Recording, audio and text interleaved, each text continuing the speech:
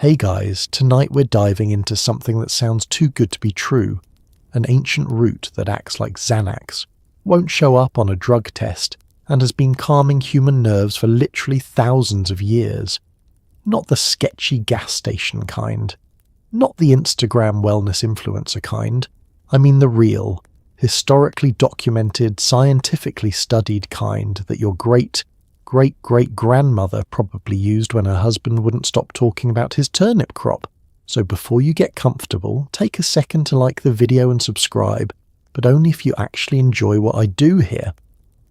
A huge thank you to the viewer who suggested this topic. Your comment about your grandmother's stinky tea sent me down a research rabbit hole I didn't know I needed. These suggestions genuinely shape the channel and make this whole thing possible, so thank you. And hey, if you want even more content, we're now live on Spotify. The link's in the description if you want to check it out. Now dim those lights, switch on a fan for that soft white noise, get comfortable, and maybe grab some chamomile tea, though after tonight you might want to upgrade. Let's pause for a second. Have you ever wondered what people did before Prozac? Before therapy apps and mindfulness podcasts? When your anxiety was just called nerves and your doctor's prescription was try not to think about it? What did a stressed-out medieval peasant do after a day of watching half his village die from the plague? How did ancient Romans calm down after, well, being ancient Romans? Did they have anything that actually worked? Or did they just white-knuckle their way through life while chugging wine and hoping for the best? What if I told you they had something that actually worked, something that's still legal, still available, and still packs enough punch that modern scientists can't quite figure out how to improve on it? And now, congratulations, you've just woken up in the ancient world where panic attacks don't have names, therapy doesn't exist, and the pharmacy is literally a patch of weeds behind your hut. But don't worry. Somewhere in that patch is a root that smells like dirty socks and works like a miracle. Let's find it. Let's address the elephant in the room, or rather, the smell in the room. Valerian root smells absolutely terrible. Not I forgot to take out the trash terrible. More like a wet dog rolled in aged cheese and then died in a gym locker terrible. The ancient Greeks called it foo, which is apparently the sound you make when you first smell it, and honestly, they weren't wrong. But here's the thing about Valerian. Nobody kept using it for thousands of years because it smelled good. They used it because it worked. While your medieval ancestors were living in huts that already smelled like a combination of wet livestock and human despair, they were deliberately brewing this root into tea, and that should tell you something. The stench was so notorious that cats, yes, cats, go absolutely insane for it, like ancient catnip on steroids. Some historians believe the Pied Piper might have used valerian root to attract rats, which says something about both its smell and its peculiar magnetic properties. But despite the olfactory assault, valerian became one of the most widely used medicinal plants in human history, from ancient Greece to Victorian England, from Chinese medicine to your great-grandmother's kitchen cabinet. So before we dive into how it works, why it works, and whether you should try it, let's just acknowledge, yes, it smells like Satan's gym socks, and no, that's never stopped anyone who actually needed it. You open the bottle for the first time and the smell hits you like a physical force. It's musty, earthy, vaguely sulphurous, with notes of unwashed feet and damp basement. Your nose wrinkles, your eyes water slightly. You hold the bottle at arm's length like it might bite. This is supposed to help you relax. This smells like something died and was buried in a swamp, but you're desperate. You've tried warm milk, counting sheep, meditation apps with annoying British narrators, and nothing works. So you hold your breath, swallow a capsule, and pray the smell doesn't somehow follow you into your dreams. The odour comes from volatile compounds in the root, specifically isovaleric acid, which is also found in sweaty socks and aged cheeses. It's the same chemical that makes your gym bag smell like a crime scene after a week of workouts. But valeric acid isn't just responsible for the stench, it's also one of the compounds that contributes to valerian's calming effects. So the smell and the medicine are literally the same thing. You can't have one without the other. Medieval herbalists didn't have fancy gel capsules to mask the taste and smell. They boiled the root, creating a tea that filled their tiny hovels with an aroma so pungent it probably kept neighbours away more effectively than any locked door. They drank it straight, gagging slightly because the alternative was lying awake all night listening to the rats in the thatch and wondering if the plague would visit tomorrow. Victorian ladies carried tiny vials of Valerian tincture in their purses, tucked discreetly between their smelling salts and embroidered handkerchiefs. When the stress of being corseted into unconsciousness became too much, they'd take a few drops, grimacing at the taste but grateful for the relief. Their husbands probably noticed the smell and assumed it was some mysterious feminine ailment best left unquestioned. Modern manufacturers have tried everything to make valerian more palatable. They've encased it in gelatin capsules, coated it in mint, blended it with honey, mixed it with chocolate. Nothing fully masks it. The smell is eternal, undefeatable, and apparently essential. So if you're going to try valerian, make peace with the smell. Don't fight it. Just accept that effective medicine doesn't always come wrapped in pleasant packaging. Your ancestors drank worse things for worse reasons. At least this one might actually help you sleep.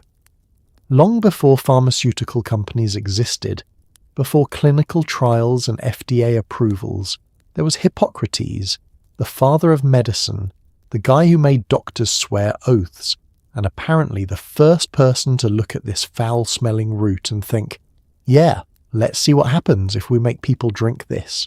Around 400 BCE, Hippocrates documented valerian as a treatment for insomnia and nervous disorders, which in ancient Greek terms meant everything from I can't sleep till the gods are whispering, and I don't like what they're saying.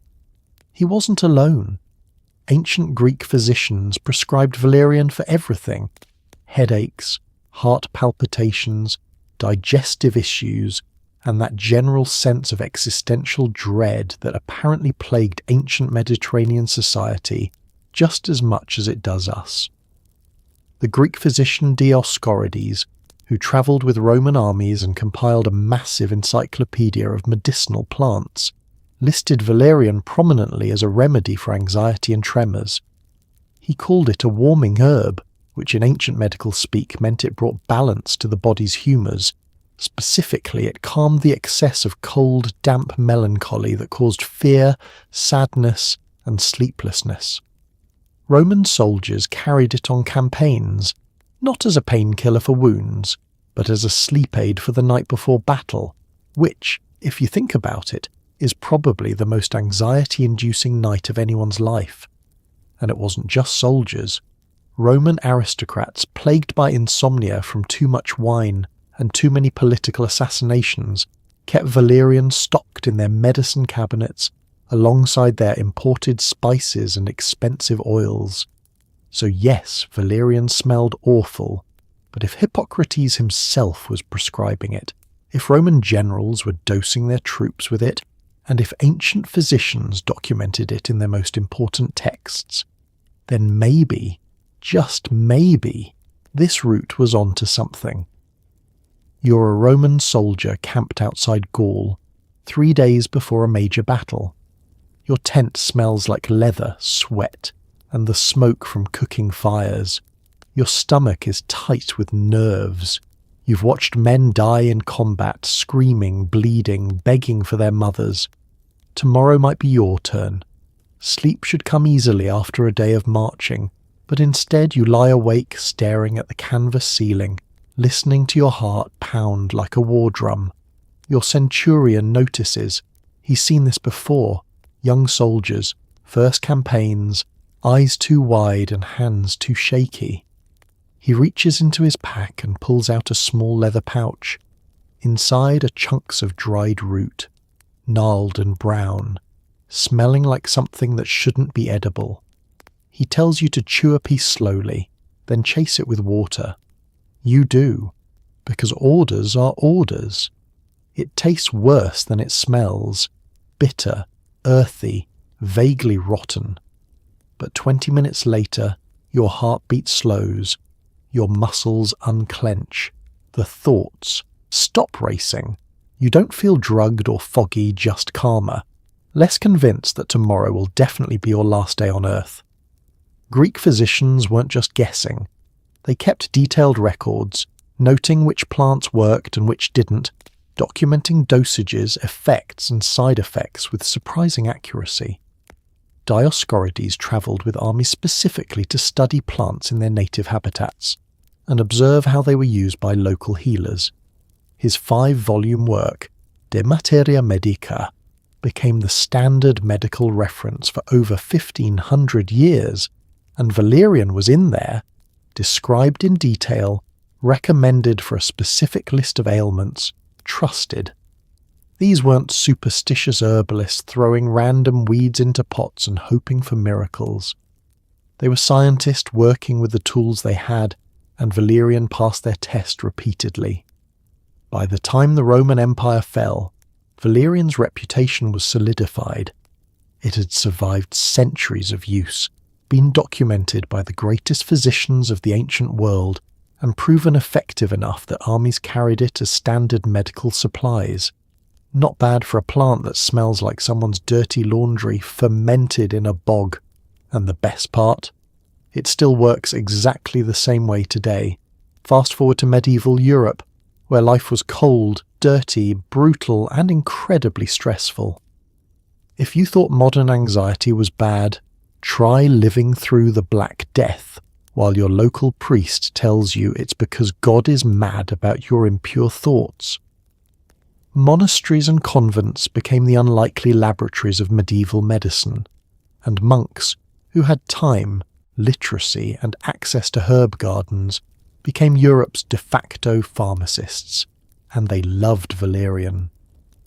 Medieval medical texts are filled with references to Valerian as a treatment for melancholia, hysteria, and what they delicately called women's nervous complaints, which was medieval code for literally any emotion a woman expressed.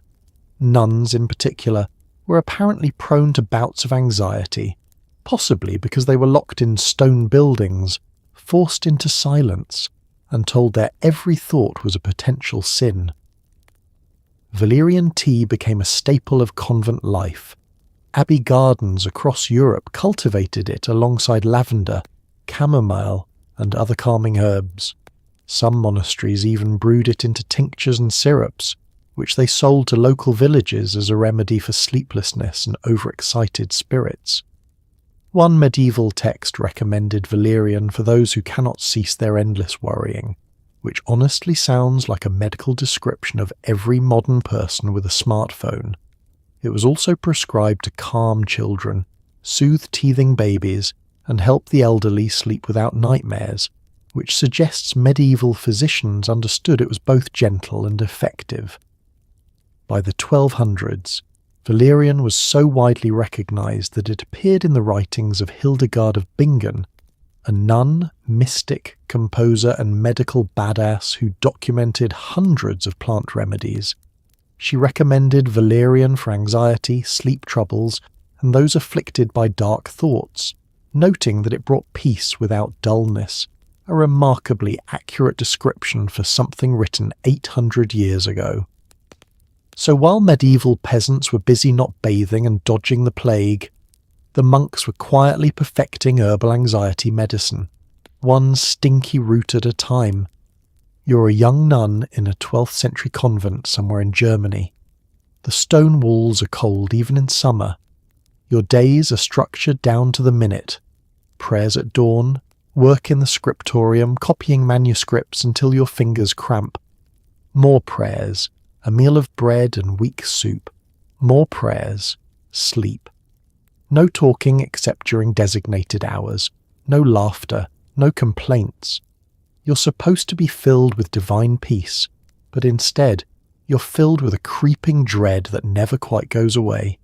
At night you lie on your narrow straw mattress staring at the ceiling, mind racing with forbidden thoughts. What if you've sinned without realizing it? What if God is displeased? What if you're damned and don't even know it yet, the Mother Superior notices. She's old, wizened, and she's seen this before. Young women sent to convents by families who couldn't afford dowries, expected to find peace in devotion, but finding only isolation and fear instead.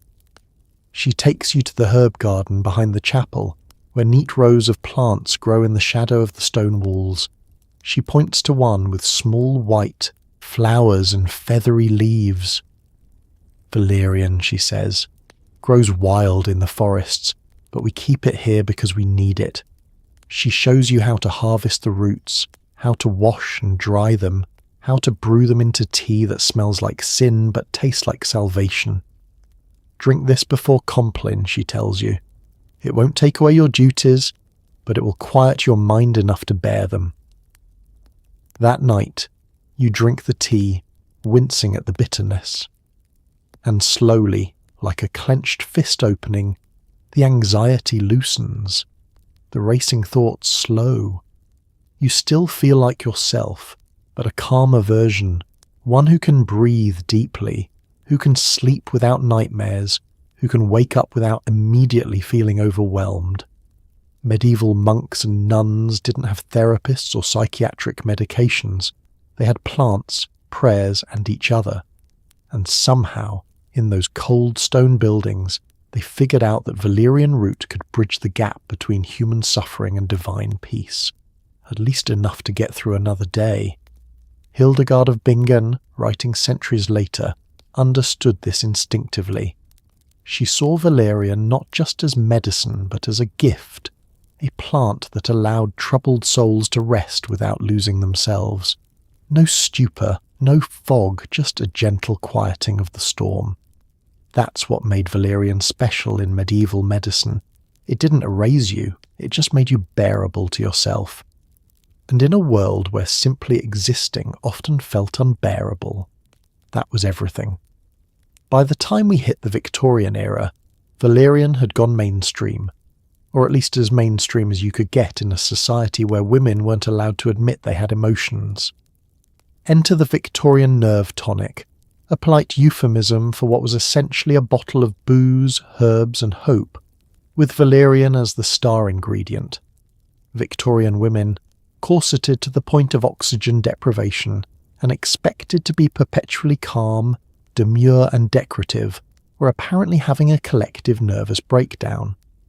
Doctors diagnosed them with hysteria, neurasthenia, and nervous exhaustion, which were fancy ways of saying, "This woman is stressed out of her mind and we have no idea why."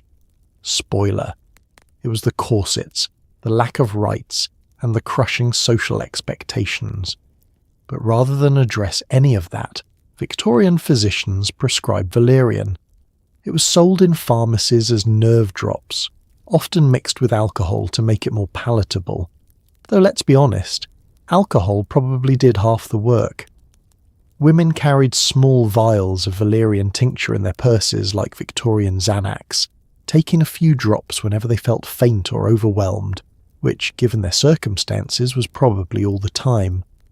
Some preparations were branded with names like Dr. Thompson's Calming Elixir, or ladies, Restorative Tonic, making them sound respectable and medicinal rather than desperate. And it wasn't just women. Victorian men, stressed by the Industrial Revolution, factory work and the general grime of 1800 London, also turned to valerian for insomnia and nervous tension. Medical journals from the era are full of case studies documenting its effectiveness, with doctors noting that patients reported deeper sleep, reduced anxiety, and fewer nervous fits after regular use.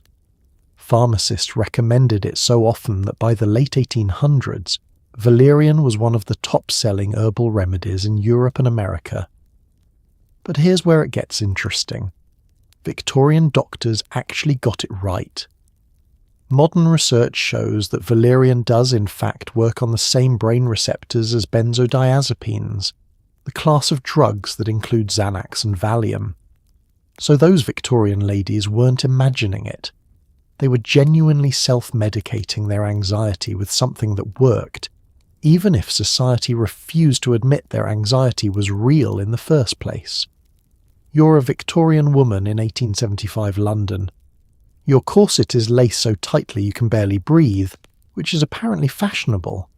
You've spent the morning receiving guests, smiling politely while discussing absolutely nothing of substance.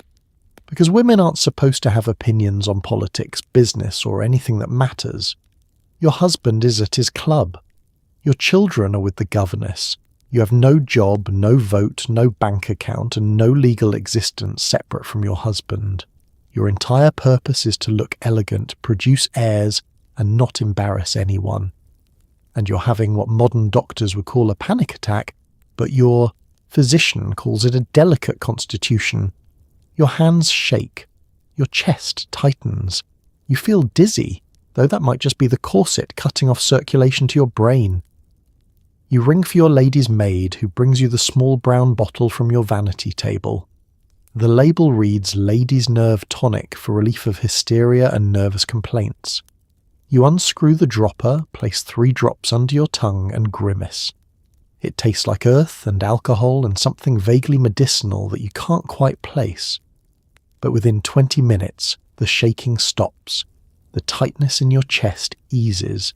You can breathe again, as much as the corset allows. The panic recedes, replaced by a calm that feels almost like yourself again, just quieter. Victorian doctors had no idea what anxiety actually was. They blamed weak nerves, uterine disorders, or too much education.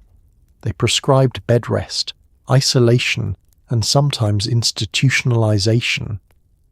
But they also prescribed Valerian, and unlike most Victorian medical treatments, which range from useless to actively harmful, this one actually worked. Medical journals documented case after case of women reporting improved sleep, reduced nervousness, and better overall well-being after taking Valerian regularly. Some doctors even noted that it worked better than laudanum, the opium-based tincture that was also wildly popular but came with the unfortunate side effect of addiction and death. The irony is that Victorian women knew their anxiety was real. They weren't hysterical. They were suffocating under the weight of social expectations, literal corsets, and a society that refused to acknowledge their humanity. Valerian didn't fix that. It couldn't. But it gave them just enough relief to survive another day in a world designed to crush them. And sometimes, survival is enough. Okay, so we've established that people have been using Valerian for thousands of years, but what's actually in it? Why does this root work when so many other herbal remedies are basically expensive placebos? The answer lies in Valerian's chemical cocktail, a complex mix of compounds that science is still trying to fully understand. The main active ingredients are valerianic acid and its derivatives, which are concentrated in the root's essential oils. These compounds interact with gamma-aminobutyric acid, or GABA, receptors in your brain, the same receptors targeted by prescription anti-anxiety medications like Xanax, Valium, and Ativan. GABA is your brain's natural calming neurotransmitter, the chemical that tells your nervous system to chill out, stop firing, and relax. When GABA binds to its receptors, it reduces neuronal excitability, which is a fancy way of saying it turns down the volume on your brain's anxiety radio station. Valerianic acid doesn't just boost GABA, it also inhibits its breakdown, meaning the calming effects last longer. But that's not all. Valerian also contains a compound called hesperidin, which has mild sedative properties and a whole bunch of antioxidants that help reduce inflammation in the brain. Some researchers believe Valerian's effectiveness comes not from one magic chemical, but from the combination of all these compounds working together, a phenomenon called the entourage effect. There's also ongoing research into whether Valerian affects serotonin and adenosine receptors, which would explain why some people report not just reduced anxiety, but also improved mood and deeper sleep. The root also contains small amounts of alkaloids and flavonoids, which add to its sedative effects without causing the grogginess or dependence associated with pharmaceutical drugs. What makes valerian particularly interesting is that it doesn't knock you out. It doesn't force sleep the way sleeping pills do. Instead, it makes it easier for your brain to naturally transition into a calm, restful state. You're not drugged, you're just less anxious. And that distinction is huge. So yes, valerian smells like death, but chemically speaking, it's a remarkably sophisticated anxiolytic that humans stumbled upon thousands of years before they understood neurotransmitters or brain receptors. Not bad for a weed. You're sitting in a modern laboratory, surrounded by beakers, spectrometers, and scientists in white coats who are trying to figure out exactly why this ancient root works. They've isolated dozens of compounds from valerian extract, each one with a complicated chemical name that sounds like it came from a science fiction novel. Valerianic acid, acetoxy-valerianic acid, valerianol, valeranone. These aren't just random molecules, they're highly specific compounds that bind to very particular receptors in your brain, like keys fitting into locks. The scientists run experiment after experiment. They expose human brain cells to valerian extract and watch under microscopes as GABA receptors light up, signaling increased activity. They measure neurotransmitter levels, track brainwave patterns, analyze binding affinities.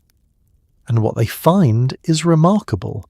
Valerian doesn't just target one pathway in your brain, it targets several simultaneously, creating a cascading effect that gradually shifts your nervous system from fight or flight to rest and digest. It's elegant, really. Where prescription medications often work like a hammer, blunt, powerful, and sometimes damaging, valerian works like a conductor, gently guiding your brain's chemistry into a more harmonious state. But here's where it gets complicated. Not all valerian is created equal. The concentration of valerianic acid varies wildly depending on where the plant was grown, what time of year it was harvested, how the roots were dried and stored, and even what species of valerian you're dealing with. A root harvested in the mountains of Switzerland might contain 3 times the active compounds as one grown in a commercial field in China. This inconsistency is both valerian's blessing and its curse. It means the plant is powerful and natural, but it also means quality control is a nightmare. Scientists have tried to isolate valerianic acid and turn it into a standardized pharmaceutical drug, but it doesn't work as well in isolation. Apparently, you need the whole cocktail of compounds working together, the alkaloids, the flavonoids, the volatile oils, all contributing to the overall effect. It's like trying to recreate a symphony by playing just the violin part. Technically accurate, but missing the point. What's particularly fascinating is that valerian's mechanism of action is still not fully understood. Even after decades of research, scientists can describe what it does. It increases GABA activity, it modulates certain receptors, it reduces neural excitability, but they can't fully explain why it works so well for some people and barely works at all for others. There's clearly a genetic component, some variation in how different people's livers metabolize valerianic acid, or how their GABA receptors respond to it. But the mystery remains. So when you take valerian, you're not just taking a simple herbal supplement, you're ingesting a complex mixture of bioactive compounds that interact with your brain chemistry in ways that modern science is still mapping out. It's ancient wisdom meeting cutting-edge neuroscience, and somehow the ancients got there first. They didn't know what GABA was, but they knew valerian calmed people down. They didn't understand receptor binding, but they understood relief, and that's what matters. Here's where we separate ancient folk wisdom from actual, peer-reviewed, published in medical journal science. Because yes, valerian has been studied, a lot, and the results? Surprisingly solid. A 2020 meta-analysis published in the journal Sleep Medicine Reviews examined 18 randomized controlled trials involving over 1,000 participants and concluded that Valerian significantly improved sleep quality and reduced the time it took to fall asleep with minimal side effects. Another study in the Journal of Clinical Psychopharmacology found that valerian extract was as effective as the prescription drug oxazepam, a benzodiazepine, in reducing anxiety, but without the dependency risk or cognitive impairment. Let that sink in. A route performed as well as a prescription anti-anxiety medication in a head-to-head trial. The European Medicines Agency and Germany's Commission E, which evaluates herbal medicines, have both approved valerian as a treatment for restlessness and sleep disturbances based on its long history of use and supporting clinical evidence. That's not just hippie herbalism, that's government-backed medical approval. Studies have also shown that valerian doesn't cause the hangover effect common with prescription sleep aids. You wake up refreshed, not groggy, because it doesn't suppress REM sleep or interfere with your natural sleep architecture. However, and this is important, valerian doesn't work instantly. Unlike popping a Xanax, which hits within 30 minutes, valerian can take 2 to 4 weeks of consistent use to reach full effectiveness, which suggests it's working on a deeper, more systemic level rather than just sedating you.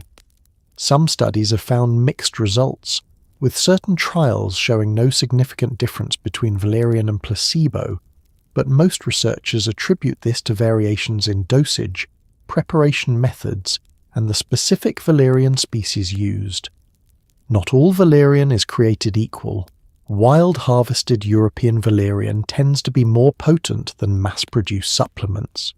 Still, the consensus in the scientific community is pretty clear. Valerian works, especially for mild to moderate anxiety and insomnia, and it does so with a safety profile that puts most pharmaceuticals to shame. No addiction potential, no respiratory depression, no risk of overdose. Just a plant that calms your brain without shutting it down.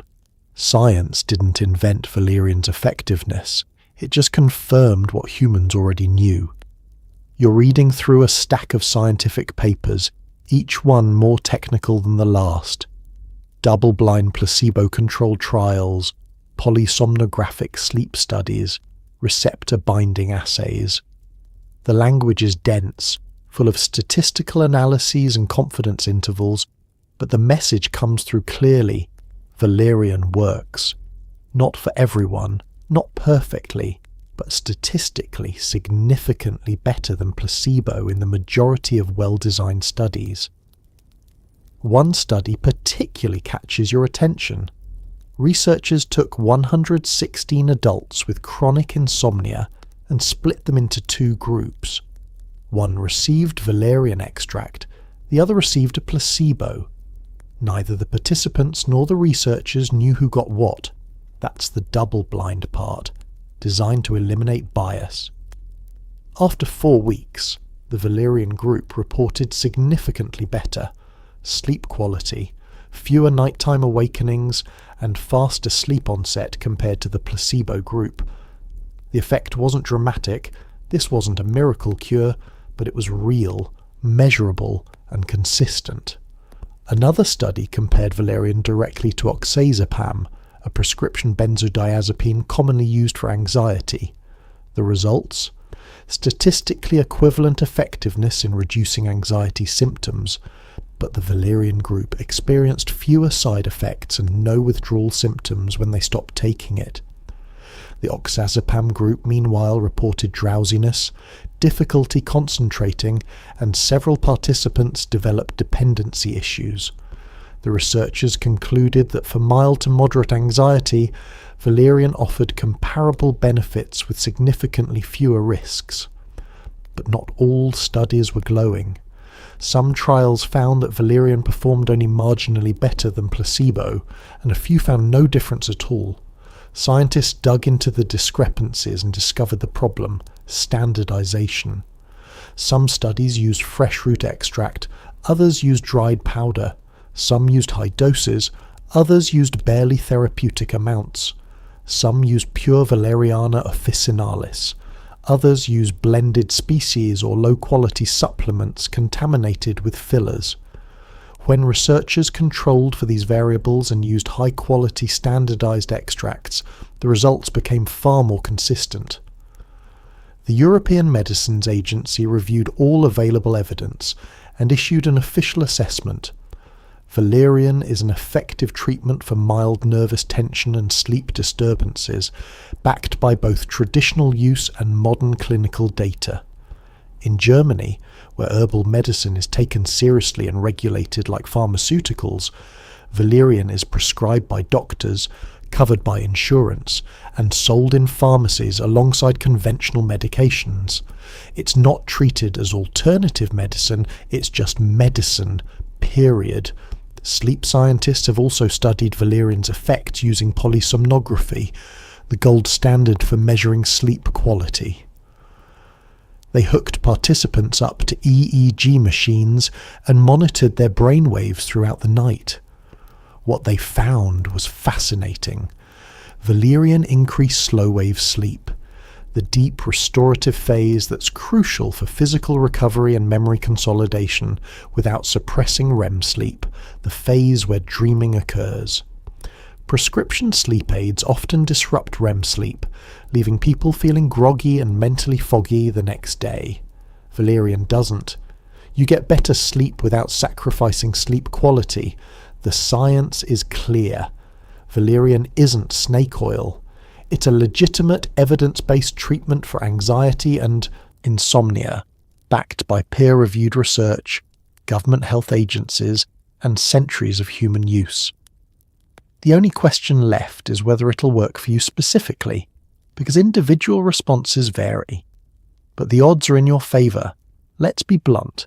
If you're in the middle of a full-blown panic attack, Valerian is not your friend. It's not going to stop your heart from racing, your chest from tightening, or your brain from spiralling into catastrophic thinking. That's what benzodiazepines like Xanax are for. They're the pharmaceutical emergency brake. But here's what Valerian does better. It prevents you from getting to that point in the first place. Xanax works fast, really fast, but it also comes with a brutal list of downsides. Physical dependence, cognitive fog, memory problems, withdrawal symptoms that can include seizures, and a rebound effect where your anxiety comes back worse than before. Valerian, on the other hand, is like the chill friend who talks you down before things escalate. It doesn't knock you out. It gently turns down the volume on your nervous system, making it easier to cope with stress without losing your mental clarity. Studies comparing the two have found that while Xanax produces faster, stronger sedation, Valerian produces more sustainable long-term anxiety relief without the crash. You're not chemically dependent on it, you're not building tolerance, and you can stop taking it without your brain staging a revolt. That said, Valerian isn't a replacement for serious psychiatric medication. If you're dealing with severe generalized anxiety disorder, panic disorder, or PTSD, you need real medical help, therapy, possibly medication, definitely not just a route. But for everyday stress, the kind of low-level anxiety that keeps you up at night or makes your chest tight during the workday, Valerian holds its own surprisingly well. It's also worth noting that Valerian doesn't interact dangerously with most medications the way benzos can. You're not risking respiratory depression if you take it with pain meds, and you're not going to black out if you have a glass of wine. That said, you still shouldn't mix it with other sedatives or CNS depressants without checking with a doctor first. The bottom line, Xanax is the nuclear option, fast and effective but with serious collateral damage. Valerian is the conventional army, slower to mobilize, less dramatic but sustainable for the long haul. You're lying in bed at 2 a.m, staring at the ceiling, heart pounding for no reason your conscious mind can articulate. Your brain is scrolling through every mistake you've ever made, every awkward conversation, every looming deadline. This is your nightly routine now. exhaustion mixed with adrenaline, a toxic cocktail that leaves you wired and tired simultaneously. You've tried everything. Meditation apps that tell you to just breathe while your nervous system screams, sleep podcasts narrated by people who clearly don't understand insomnia, warm milk that just makes you have to pee at 3 a.m. Your doctor offered Xanax. You took it once, and yes, it worked. Like a hammer to the skull. You were asleep within 20 minutes, dead to the world, consciousness simply erased. But the next morning you woke up feeling like you'd been hit by a truck. Your thoughts were slow, sticky. You couldn't remember the conversation you'd had right before taking it. Your coworker asked if you were okay, and you realised you looked and sounded half alive. That was on just half a pill. So you try Valerian instead. You take it an hour before bed, like the bottle suggests. Nothing happens immediately, which is both disappointing and reassuring. At least you're not being chemically lobotomized. You read for a while, and slowly, almost imperceptibly, the tightness in your chest starts to ease. Your thoughts don't stop, but they slow down, become less urgent. The catastrophic thinking fades to background noise. You're still you, still aware, still capable of rational thought. You're just calmer. Sleep doesn't come crashing down like it did with Xanax. Instead, it creeps in naturally the way it's supposed to, like slowly sinking into warm water. You drift off without realizing it, and when you wake up in the morning, you actually feel rested. No grogginess, no memory gaps, no existential confusion about what day it is or whether you set your alarm. The difference is night and day, literally. Xanax is a bludgeon. Effective, yes, but brutal. It doesn't care about your natural sleep cycles or your REM architecture. It just shuts you down, forces unconsciousness, and leaves you to deal with the aftermath. Valerian is a conversation. It works with your nervous system instead of against it, encouraging relaxation rather than demanding it. But here's the trade-off. Xanax works when you need it to, right now, in the middle of a crisis. Valerian doesn't. If you're spiraling into a panic attack, if your chest is tight, and your vision is tunneling and you're convinced you're dying, Valerian isn't going to save you. You need fast intervention, and that's what benzos were designed for. They're emergency medicine, meant for acute situations, not daily use. The problem is that people, doctors included, started treating Xanax like a long-term solution instead of a crisis tool. They prescribed it for everyday anxiety, for chronic stress, for insomnia, and suddenly millions of people were dependent on a drug that was never meant to be taken daily. Withdrawal became a nightmare. Tolerance built up. People needed higher and higher doses just to feel normal. Some died, either from overdose or from seizures during withdrawal. Valerian doesn't do that. You can take it every night for months, and your body doesn't develop dependence. You can stop cold turkey without withdrawal symptoms. It's not exciting, it's not dramatic, but it's safe.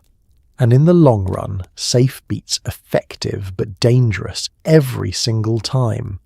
So if you're choosing between the two, ask yourself, do I need a nuclear option for occasional emergencies, or do I need a sustainable daily practice? Because that's the real difference.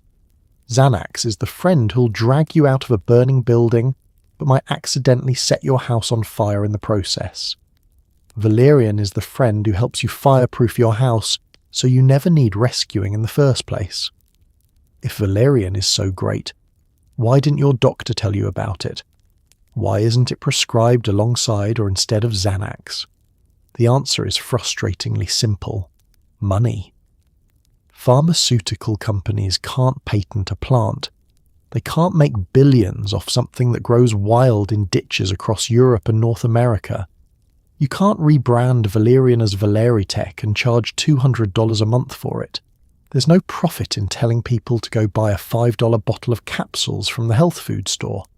So instead, Doctors are trained to prescribe what the pharmaceutical reps bring to their offices, what gets studied in expensive clinical trials funded by drug companies, and what appears in medical journals sponsored by, you guessed it, drug companies. It's not a conspiracy, it's just capitalism. Doctors aren't evil. They're overworked, undertrained in herbal medicine, and operating within a system that prioritizes patentable drugs over traditional remedies. Most medical schools dedicate maybe one lecture to herbal medicine, if that, and it's usually framed as complementary or alternative, which is medical code for not real medicine. But here's the kicker. In Germany, Valerian is prescribed by doctors. It's covered by insurance. It's sold in pharmacies alongside conventional medications. And guess what? Germans aren't dropping dead from herbal remedies or suffering from untreated anxiety. They're doing fine. The European medical system recognises that plant-based medicine, when properly studied and standardised, can be just as valid as synthetic drugs. Meanwhile, in the United States, herbal supplements are regulated as food, not medicine, which means quality control is inconsistent, and doctors are hesitant to recommend them because they can't be sure what's actually in the bottle. It's a broken system that leaves patients stuck between overpriced pharmaceuticals with nasty side effects and unregulated supplements that may or may not contain what the label claims. So if your doctor never mentioned Valerian, it's not because it doesn't work, it's because the system never taught them to consider it in the first place. You're sitting in your doctor's office, fluorescent lights buzzing overhead, waiting for your 10-minute appointment slot. You've been struggling with anxiety and insomnia for months, and you're desperate for help. The doctor walks in, glances at your chart and asks how you're doing. You explain, can't sleep, constant worry, chest tightness, the usual. The doctor nods, already reaching for the prescription pad. I'm going to start you on alprazolam, they say. It's a fast-acting anti-anxiety medication. Take it as needed, but try not to use it every day. You want to ask about alternatives. You've heard about herbal remedies, about Valerian specifically, but you're not sure how to bring it up without sounding like you're rejecting medical advice, so you mention it cautiously. What about natural options, like valerian root? The doctor pauses, pen hovering over the prescription pad. Herbal supplements aren't really my area, they say. Tone polite but dismissive. The evidence is mixed, quality control is poor, and I can't guarantee they'll work. This prescription will give you reliable results. They tear off the paper and hand it to you. Appointment over. Next patient. What the doctor didn't tell you, probably because they genuinely don't know, is that Valerian has been studied extensively, approved by European health agencies, and prescribed by physicians in countries with stricter drug regulations than the United States. They didn't mention it because their medical education consisted of maybe 2 hours on herbal medicine, buried in a curriculum dominated by pharmacology courses sponsored by pharmaceutical companies. They didn't learn about Valerian in medical school because no drug company profits from teaching doctors about plants. The system is set up this way intentionally. Pharmaceutical reps visit doctors' offices weekly, bringing lunch, leaving branded pens, and presenting glossy brochures about the latest medications. They fund medical conferences, sponsor research, and advertise in medical journals. Herbal medicine has none of that infrastructure. There are no Valerian reps schmoozing doctors over catered sandwiches. There are no multi-million-dollar ad campaigns in medical publications. The profit margin on a $5 bottle of Valerian doesn't support that kind of marketing. In Germany, the situation is completely different. Herbal medicine is integrated into mainstream medical practice, taught in medical schools, and regulated like conventional pharmaceuticals. German doctors learn about Valerian, St. John's wort, and echinacea alongside antibiotics and blood pressure medications. They prescribe them when appropriate, and insurance companies cover them. Patients aren't forced to choose between expensive prescriptions and sketchy supplements. They have legitimate options. But in the United States, the regulatory framework treats herbal supplements as dietary supplements, not drugs, which means they don't undergo the same rigorous testing before hitting the market. This creates a catch-22. Doctors won't recommend them because they're not regulated like drugs, and they're not regulated like drugs because there's no profit incentive to fund the expensive trials required for drug approval. So patients are left to navigate the wild west of herbal supplements on their own, buying products of wildly varying quality and hoping for the best. The irony is that many pharmaceutical drugs originated from plants. Aspirin came from willow bark. Digoxin, a heart medication, came from foxglove. Even morphine came from poppies. But once the active compounds were isolated and synthesized, the original plants were abandoned. Why? Because you can't patent a plant, but you can patent a synthetic molecule derived from it. So when your doctor doesn't mention valerian, it's not a failure on their part, it's a failure of the system that trained them. They're working within a framework that values patentable molecules over traditional knowledge, that prioritizes shareholder profits over patient outcomes, and that treats herbal medicine as fringe rather than foundational. And until that system changes, you're on your own. So you're interested in trying valerian? Great. Now comes the fun part, figuring out how much to take. Because unlike prescription drugs with their neat little milligram measurements, herbal supplements are a bit of a Wild West situation. The general recommendation is 300 to 600 milligrams of valerian root extract, taken about an hour before bed. But here's the problem. Not all valerian products are created equal. Some capsules contain dried root powder, which is less concentrated. Some contain standardized extract with a specific percentage of valerianic acid. And some contain a blend of valerian plus other calming herbs like passion flower, lemon balm or hops, which can either enhance the effect or make it harder to tell what's actually working. The quality also varies wildly depending on where the valerian was grown, how it was harvested, and how it was processed. Fresh valerian root is more potent than dried, but it's also harder to dose accurately. Tinctures, which are alcohol-based extracts, tend to be more bioavailable but taste absolutely horrific. Teas are traditional but inconsistent. You're basically guessing how much active compound is in each cup. Then there's the issue of individual variation. Some people feel the effects after one dose. Others need to take it consistently for 2 weeks before noticing anything. Some people report vivid dreams. Others just sleep better. And a few unlucky souls find that valerian makes them wired instead of calm, possibly due to differences in liver metabolism. Most experts suggest starting with a low dose, around 300 milligrams, and increasing gradually if needed. Don't expect immediate results. This isn't a pharmaceutical.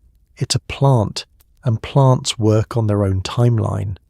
If you've been taking it for a month and still feel nothing, it might not be the right remedy for you, or you might need a higher quality product. And always check the label for third-party testing.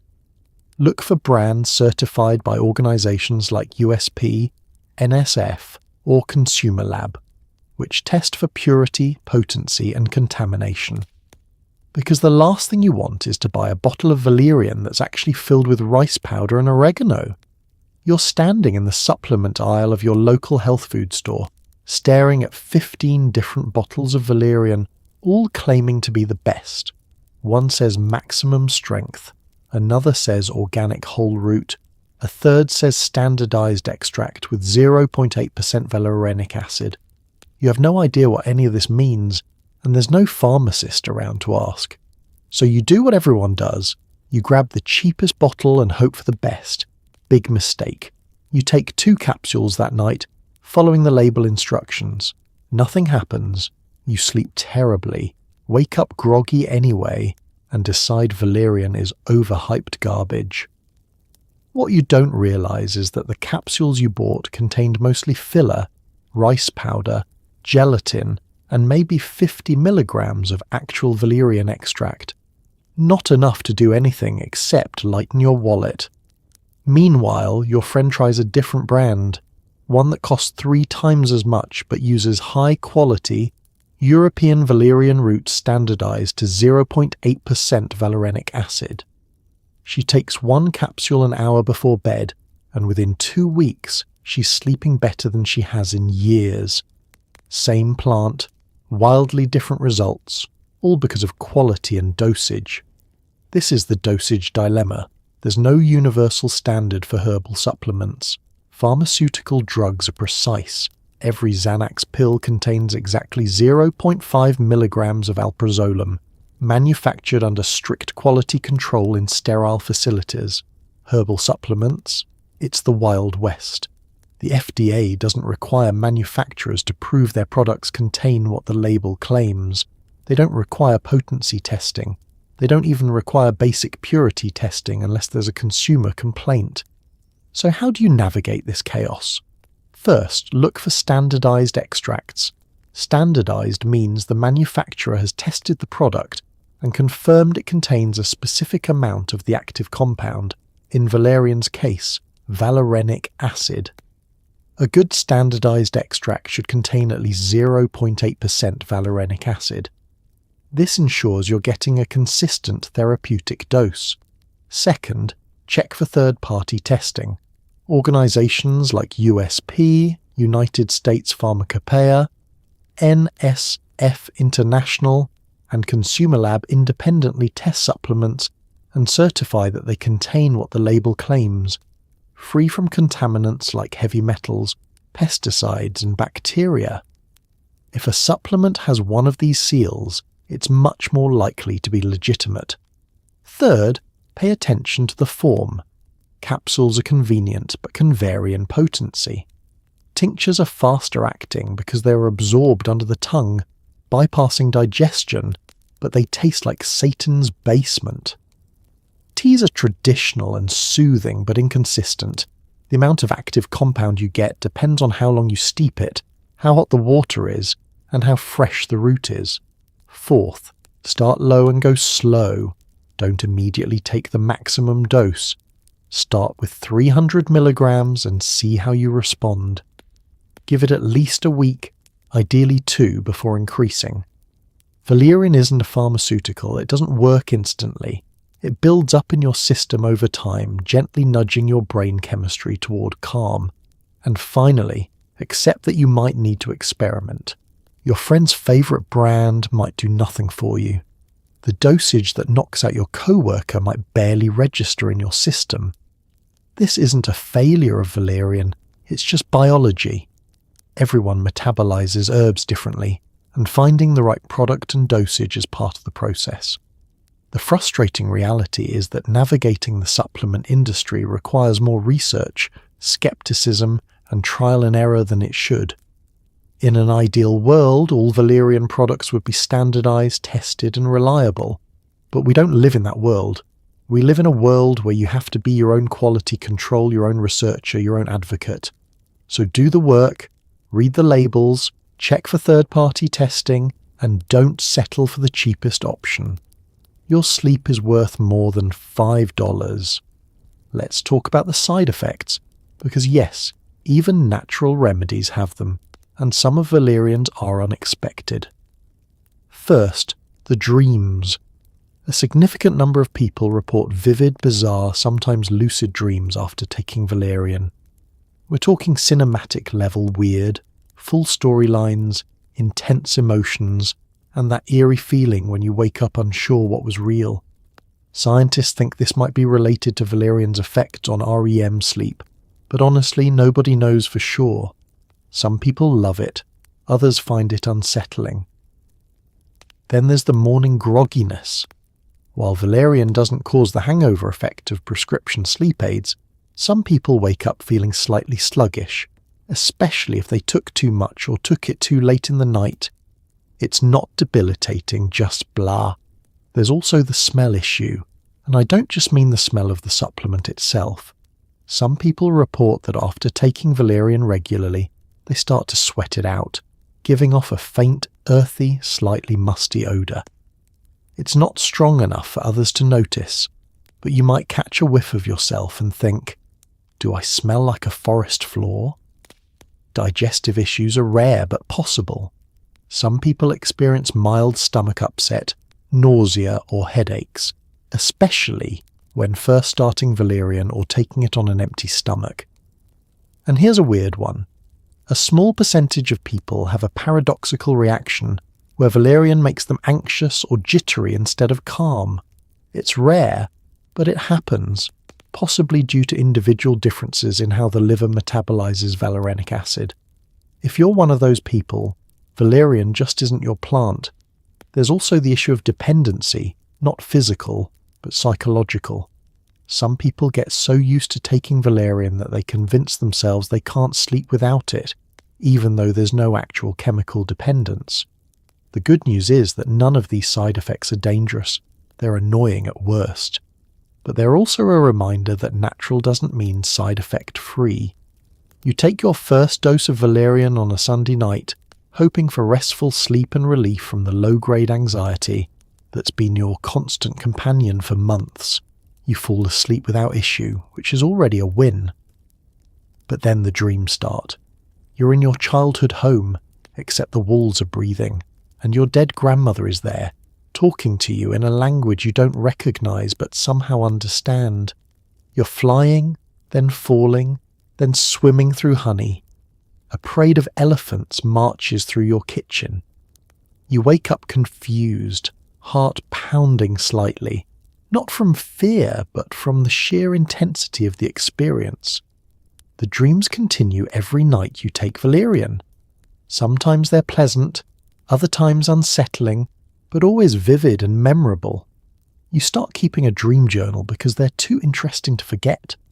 Some people love this side effect, lucid dreamers, artists and writers who find inspiration in the bizarre landscapes of their valerian-enhanced sleep. Others hate it, especially if the dreams turn nightmarish or make sleep feel more exhausting than restful. Then there's the morning sluggishness. You wake up after 8 hours of solid sleep, which should feel amazing, but instead you feel like you're moving through thick syrup for the first hour. Your thoughts are slow. Coffee doesn't quite cut through the fog the way it usually does. It's not the brutal hangover you'd get from Ambien or Xanax, but it's noticeable. You realize you took your dose too late, midnight instead of 10 p.m., and your body didn't have enough time to fully metabolize it before morning. A week into regular valerian use, you notice something odd. You're at the gym, and after your workout you catch a faint earthy smell coming from your shirt. Not sweat exactly, more like damp soil mixed with something vaguely herbal. You smell your armpits discreetly and realize it's you. You're literally sweating valerian. It's not strong enough for others to notice unless they're very close, but it's there. A subtle reminder that what you ingest doesn't just affect your brain, it affects your entire body. Some people also experience mild stomach upset, especially in the first few days. You take your capsule on an empty stomach before bed, and 20 minutes later, your gut feels slightly unsettled, like you ate something that didn't quite agree with you. It passes quickly, but it's annoying enough that you start taking valerian with a small snack, a few crackers, a banana to buffer your stomach. And then there's the paradoxical reaction. Your co-worker tries valerian on your recommendation, and instead of feeling calm, she feels wired. Her heart races. Her thoughts speed up instead of slow down. She lies in bed, wide awake, feeling more anxious than before she took it. She's convinced she did something wrong, but she didn't. She's just one of the unlucky few whose brain chemistry reacts to valerian in the opposite way. For her, valerian acts as a stimulant rather than a sedative, possibly because her liver metabolizes valerianic acid differently, or because her GABA receptors don't respond the way most people's do. The psychological dependency is subtler.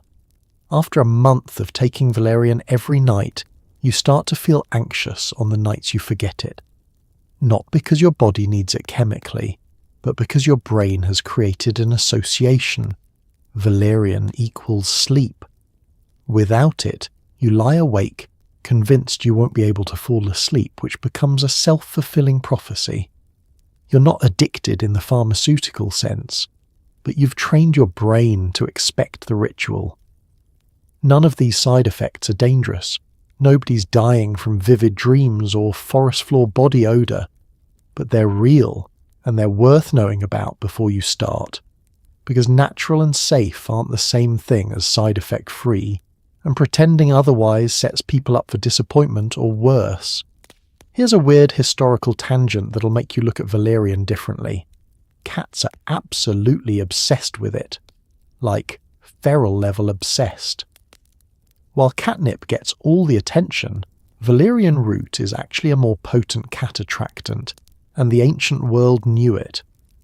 Romans noticed that cats would roll around in valerian plants, purr themselves into oblivion, and generally lose their minds. Some historians believe valerian was used as a training tool for hunting cats, or as a way to calm overly aggressive felines. But the really wild theory involves the Pied Piper of Hamelin. You know the story. A mysterious piper shows up in a medieval German town, plays his flute, and lures all the rats away. Most people assume it's just a fairy tale, but some researchers have suggested that the Pied Piper might have carried valerian root in his pockets or clothing. Rats, like cats, are drawn to valerian scent, not because it smells good to them, but because it mimics certain pheromones. If the piper was coated in valerian, the rats would have followed him anywhere, hypnotized by the smell, not the music. It's speculative, sure, but it's based on the real fact that valerian affects animals in strange and powerful ways. Modern pest control researchers have even experimented with valerian-based lures for rodent traps, with some success.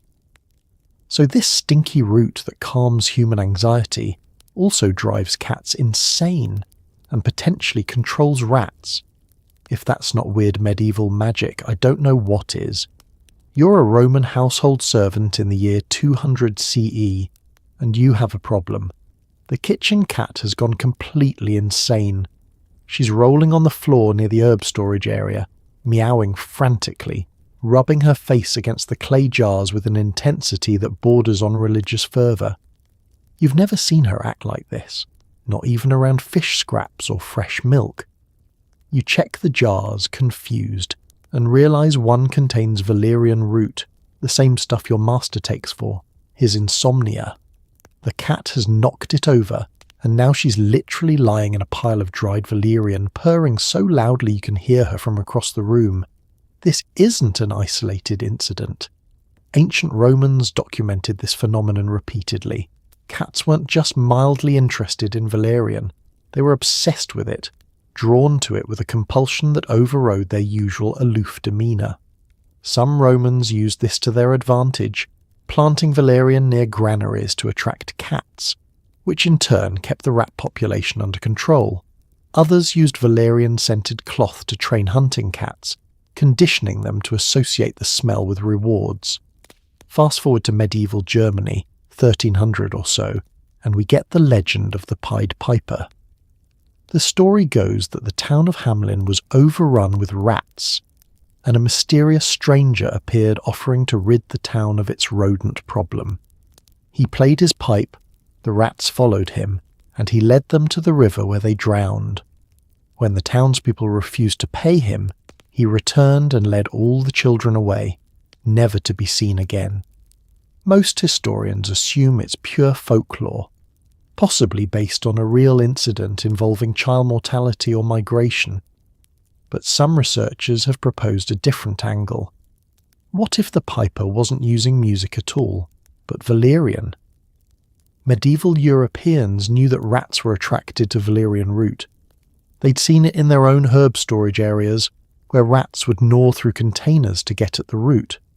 If the piper had sewn valerian into his clothing or carried it in pouches, the rats wouldn't be following the music, they'd be following the smell, drawn by the same chemical compounds that drive cats wild.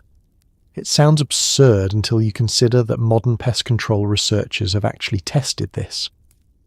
In the 1980s, scientists experimenting with non-toxic rodent control discovered that valerian extract could be used as a lure in traps. Rats were significantly more likely to enter traps baited with valerian compared to traditional food baits. The mechanism isn't fully understood. It's not that valerian smells like food to them. Instead, it seems to trigger some deep instinctual response, possibly related to pheromones or territorial marking behaviours. Cats have a similar but more intense reaction. When exposed to valerian, they exhibit behaviours nearly identical to their response to catnip: rolling, rubbing, vocalisation, and general euphoria. but valerian is actually more potent than catnip for many cats, especially those that don't respond to catnip at all. About 30% of cats lack the genetic receptor that makes them susceptible to catnip, but nearly all cats respond to valerian. The active compound responsible is likely actinidine, a pheromone-like molecule that mimics scents associated with territorial marking and mating. To a cat, valerian doesn't just smell interesting, it smells like the most important thing in the world, triggering primal instincts that override everything else. So what does this mean for the Pied Piper theory? Probably nothing concrete, it's still just folklore, and there's no archaeological evidence of valerian-coated medieval rat catchers. But it's a reminder that valerian isn't just a human medicine, it's a powerful biochemical key that unlocks strange behaviours across multiple species, from anxious humans to ecstatic cats to mysteriously compelled rodents. And if you're planning to try valerian at home, maybe keep it locked away from your pets. Because if your cat finds your stash, you're going to come home to a scene of pure chaos, shredded capsules, scattered root powder, and one very satisfied feline who has just experienced the best day of her life. Time for the serious talk. Valerian is safe for most people, but it's not for everyone, and there are situations where you absolutely should not take it. First, pregnancy and breastfeeding. There's not enough research to confirm it's safe, and most herbalists recommend avoiding it during these times. Second, if you're taking prescription sedatives, anti-anxiety medications, or antidepressants, do not add valerian without talking to your doctor first. The combination can increase sedation to dangerous levels, leading to dizziness, impaired coordination, or even respiratory depression in extreme cases. Third, if you have liver disease, skip valerian. There have been rare case reports of liver damage associated with valerian use, though it's unclear if the valerian itself was the cause or if it was contaminated supplements. Still, better safe than sorry. Fourth, if you're about to have surgery, stop taking valerian at least 2 weeks beforehand. It can interact with anesthesia and prolong sedation, which is the last thing you want when someone's cutting you open. And fifth, if you're driving heavy machinery or doing anything that requires sharp reflexes, don't take valerian during the day. It's not going to knock you out, but it can slow reaction times and make you drowsy. Also, some people are just allergic to it. If you take valerian and develop a rash, itching, or difficulty breathing, stop immediately and get medical help. It's rare, but plant allergies are real. The bottom line, valerian is generally safe, but it's not a free pass to self-medicate without thinking. If you're on medication, have health conditions, or are unsure, talk to a healthcare provider before adding it to your routine. You're 8 months pregnant, exhausted beyond measure, and desperately searching for something, anything to help you sleep. Your back aches, your bladder is compressed, and the baby seems to think 3 a.m. is party time. A friend mentions valerian, says it worked wonders for her insomnia. You're tempted, so tempted, because you haven't slept properly in weeks. But then you read the label, not recommended during pregnancy or breastfeeding. You put the bottle back. This isn't just legal paranoia. The problem is that there haven't been adequate studies on valerian's effects during pregnancy. Animal studies haven't shown harm, but human studies simply don't exist in sufficient numbers to say definitively that it's safe. And when it comes to pregnancy, the medical standard is if we don't know for sure, don't risk it. Valerian crosses the placental barrier that's confirmed. Whether it affects fetal development is unknown. Most herbalists and doctors err on the side of caution and recommend avoiding it entirely during pregnancy and breastfeeding. Then there's the medication interaction issue. You've been taking Lexapro for anxiety for 2 years, and it's working well. But lately you've also been having trouble sleeping, and you're wondering if adding valerian might help. Bad idea. Combining valerian with SSRIs or benzodiazepines can create excessive sedation. Your doctor calls it additive CNS depression, which is medical jargon for your brain might get too sleepy and forget to do important things like breathe properly.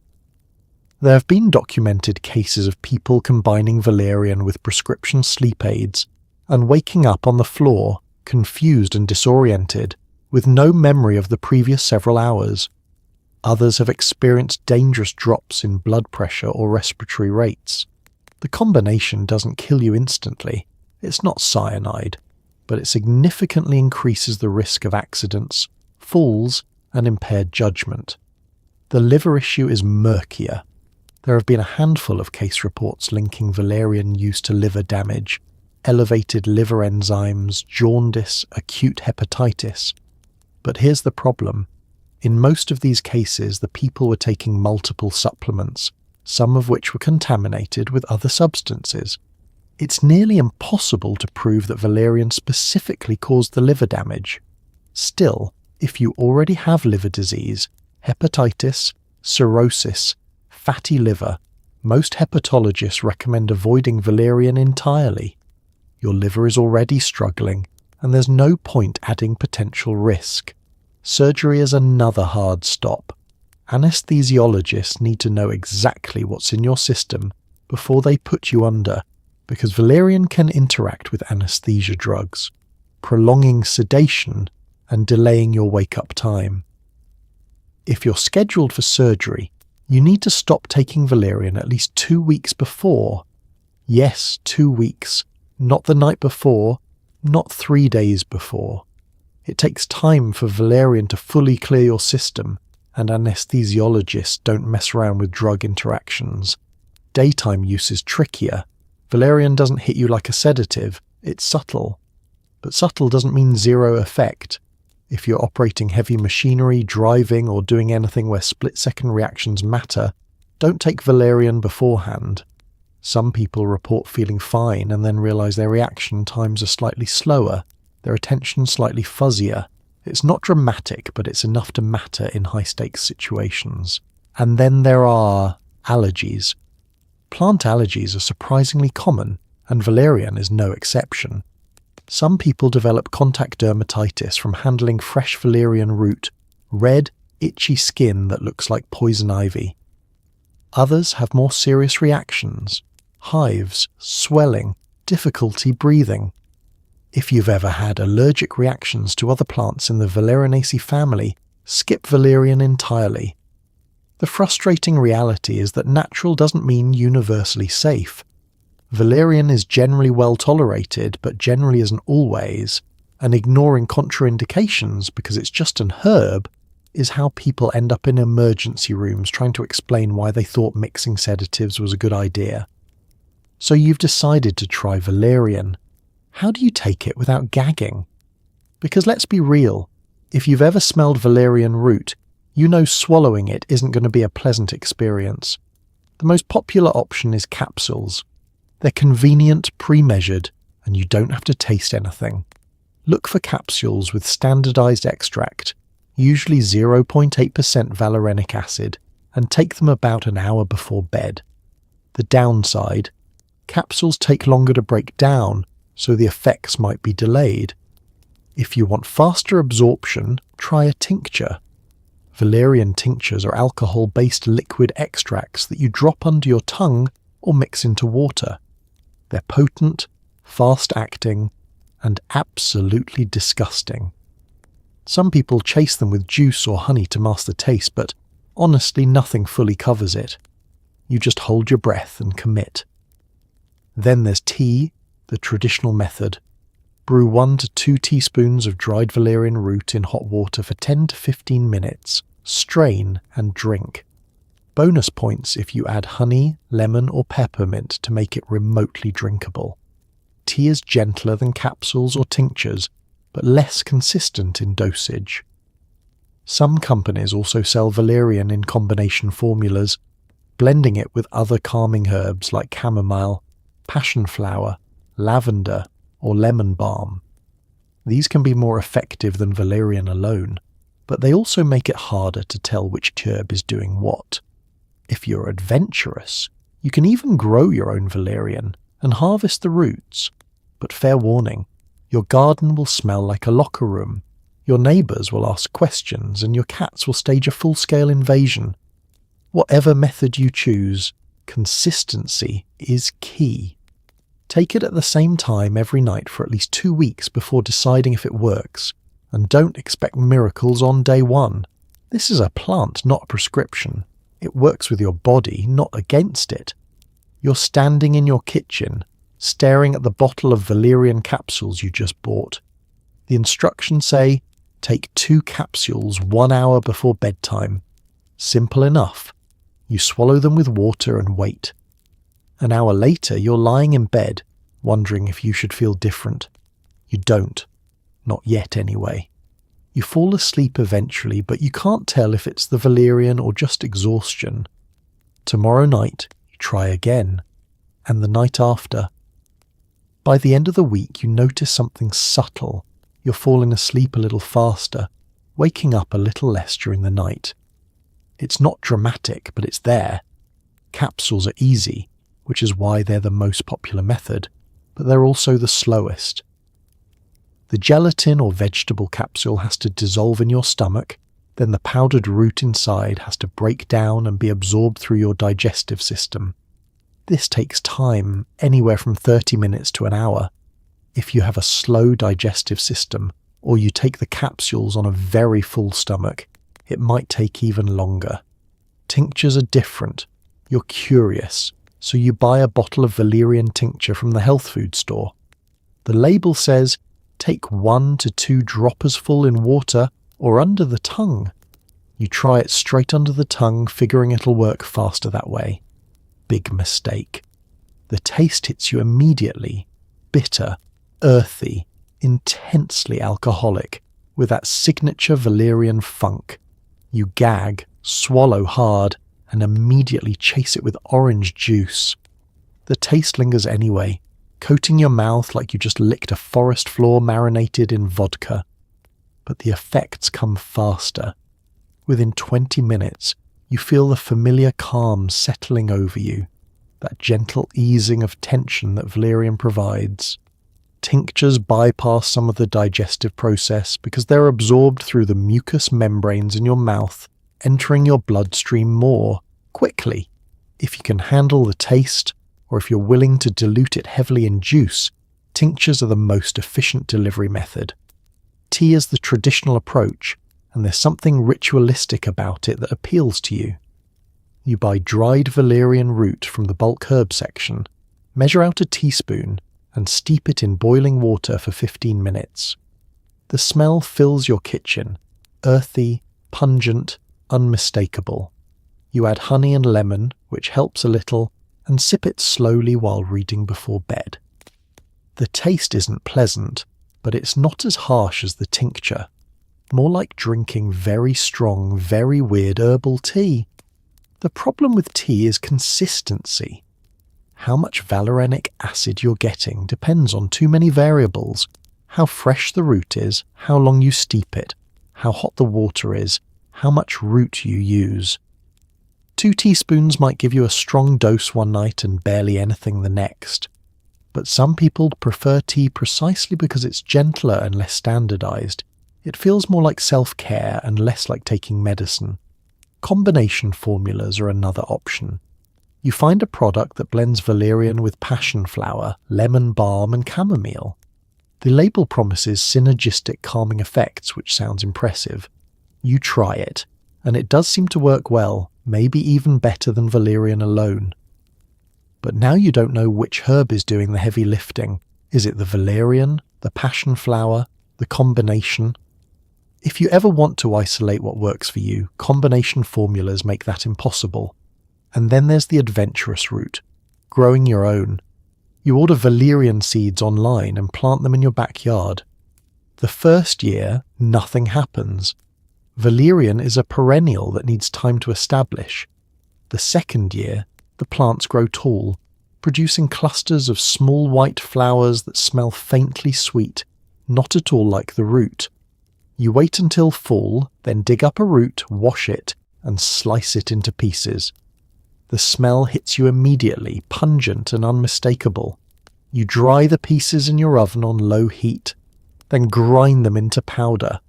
Your homegrown valerian is stronger than anything you've bought in stores. One small capsule knocks you out for 8 hours straight. You've also attracted every cat in the neighbourhood. They gather at your back fence, meowing plaintively, trying to get to your valerian patch. Your neighbours think you're running some kind of bizarre cat cult.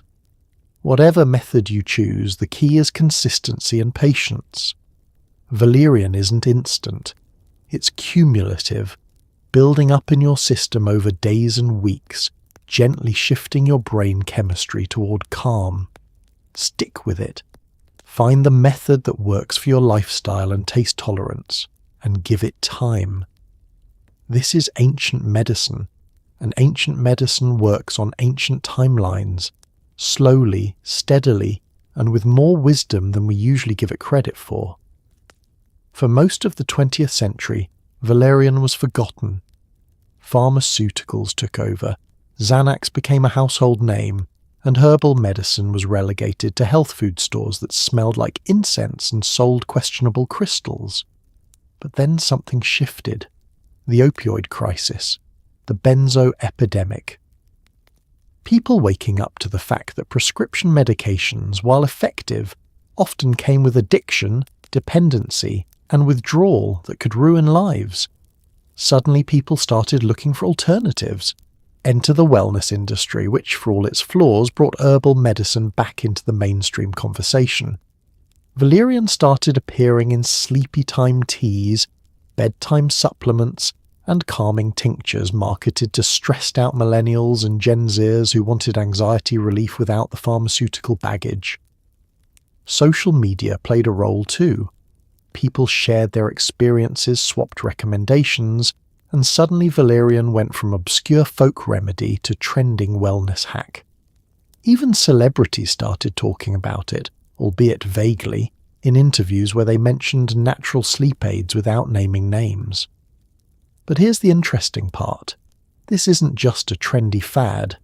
Sales of valerian supplements have grown steadily over the past decade, with more people seeking plant-based solutions for anxiety and sleep issues. It's not replacing pharmaceuticals entirely, but it's carving out a space as a legitimate option for those who want something gentler, less addictive, and rooted, literally, in history.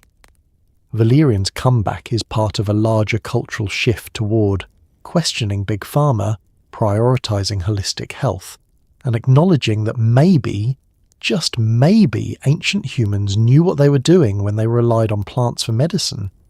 It's not a rejection of science, it's a return to balance. And in a world where anxiety is at an all-time high, that balance feels more necessary than ever. You're scrolling through Instagram at 2 a.m, because of course you are, and you see a post from someone you vaguely know from college. She's holding a mug of tea, hair in a messy bun, wearing pyjamas that say namaste in bed. The caption reads, "Can't sleep. Try valerian root tea. Game changer. No prescription needed. Hashtag natural remedy. Hashtag anxiety relief. Hashtag plant medicine." 300 likes, 40 comments, half are asking where to buy it, the other half are sharing their own experiences. Valerian saved my life. Been taking it for months. Sleep like a baby. Better than Ambien. No joke. You're intrigued. You've never heard of valerian, but if this many people are vouching for it, maybe there's something to it. This is how valerian made its comeback. Not through pharmaceutical marketing or doctor recommendations, but through word of mouth on social media, through wellness influencers and stressed-out millennials sharing what actually worked for them. For decades, valerian had been forgotten, buried under an avalanche of prescription medications that promised quick fixes and delivered addiction instead. But around 2010, something shifted. The opioid epidemic was making headlines. Benzodiazepines were suddenly recognized as dangerous, not just helpful. People were waking up to the fact that their Xanax prescriptions were turning into dependencies, that withdrawal could be worse than the original anxiety, that pharmaceutical companies had been downplaying the risks for profit. Trust in Big Pharma eroded, and people started looking elsewhere. the wellness industry saw an opportunity. Health food stores expanded their supplement sections. Companies started marketing natural calm and herbal sleep aids, packaging valerian alongside melatonin and magnesium. Sleepy time tea blends featuring valerian appeared in grocery stores, marketed with soft colours and soothing language.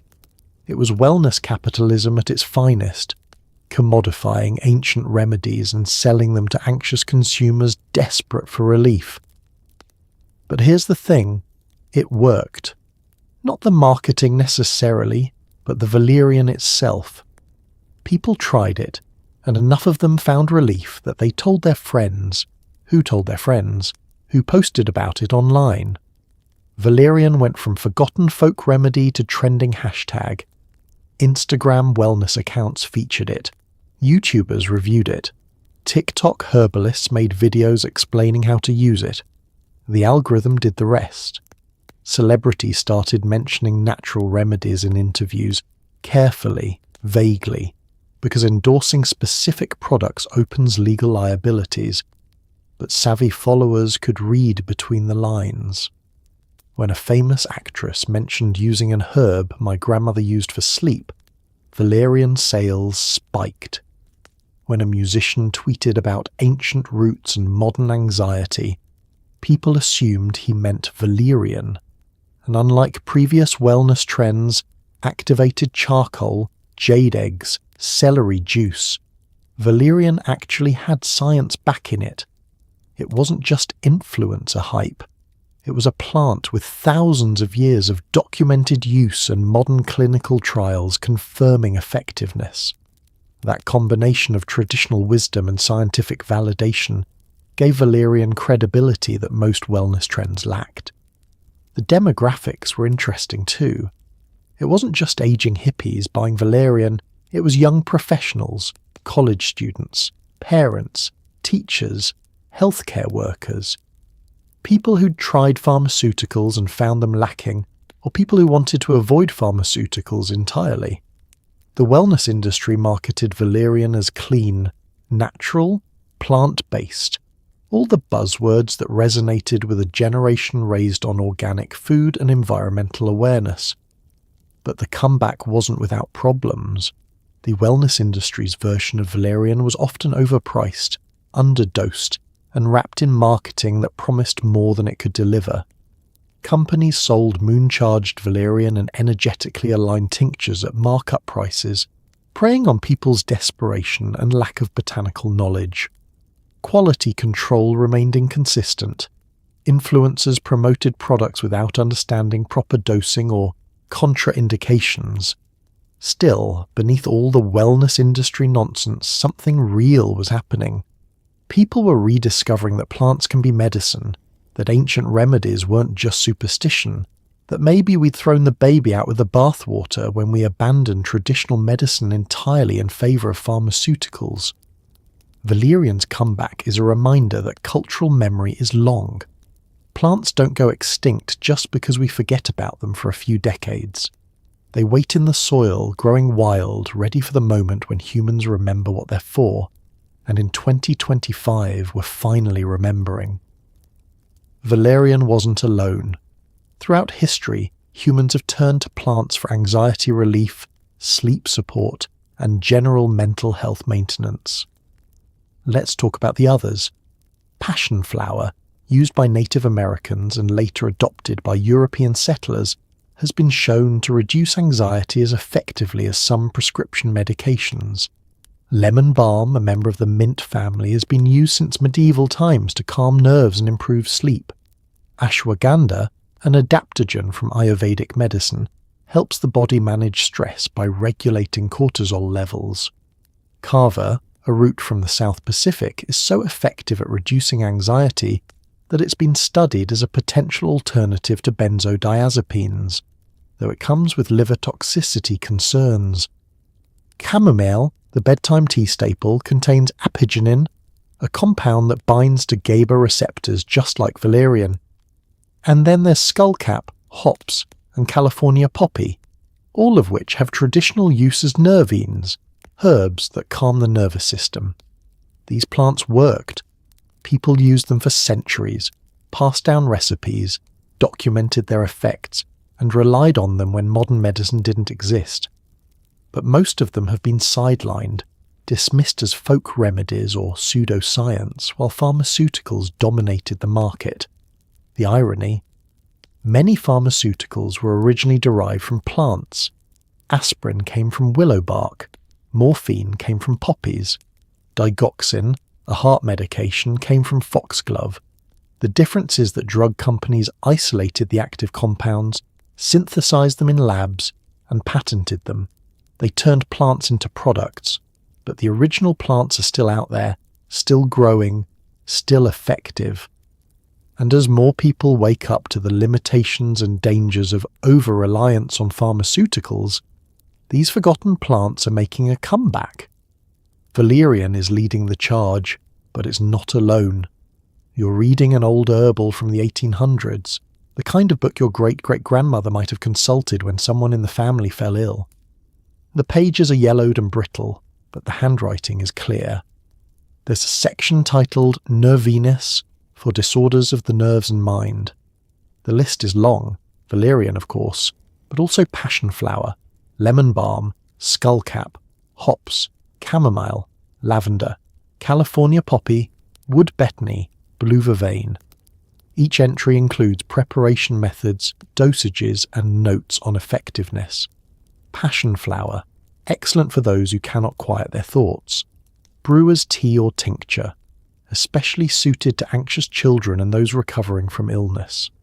Lemon balm lifts the spirits while calming the nerves. May be taken daily without harm. Combines well with valerian for stubborn insomnia. Skullcap for exhausted nerves and tension headaches. A powerful ally for those whose minds will not rest. These weren't random folk remedies plucked from superstition. These were medicines that people relied on, documented and passed down through generations because they worked. And modern science is slowly confirming what our ancestors already knew.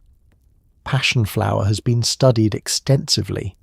Clinical trials have found it reduces anxiety symptoms as effectively as benzodiazepines, but without the sedation or cognitive impairment. Native American healers used it for everything from insomnia to seizures, and when European colonists adopted it, they found it genuinely effective. Today, passion flower is approved in Europe as an over-the-counter anxiolytic. Lemon balm, that cheerful little mint family herb that grows like a weed in most gardens, contains rosmarinic acid, a compound that modulates GABA receptors and reduces stress. Medieval monks grew it in monastery gardens specifically for its calming properties. Modern research has confirmed it improves mood, reduces anxiety, and enhances cognitive function. Not bad for something that smells like lemon furniture polish.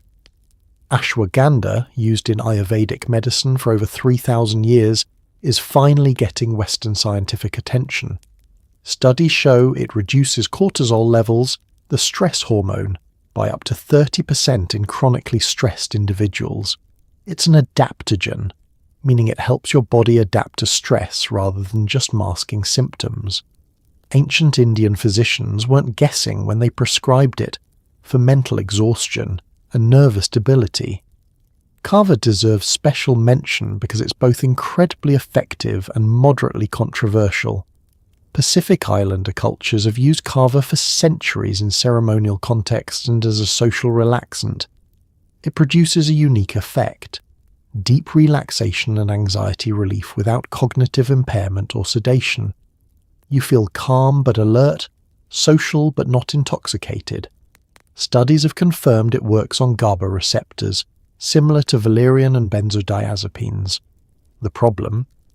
There have been rare cases of liver toxicity associated with kava use, though most experts believe this was due to contaminated products or excessive doses, not the plant itself.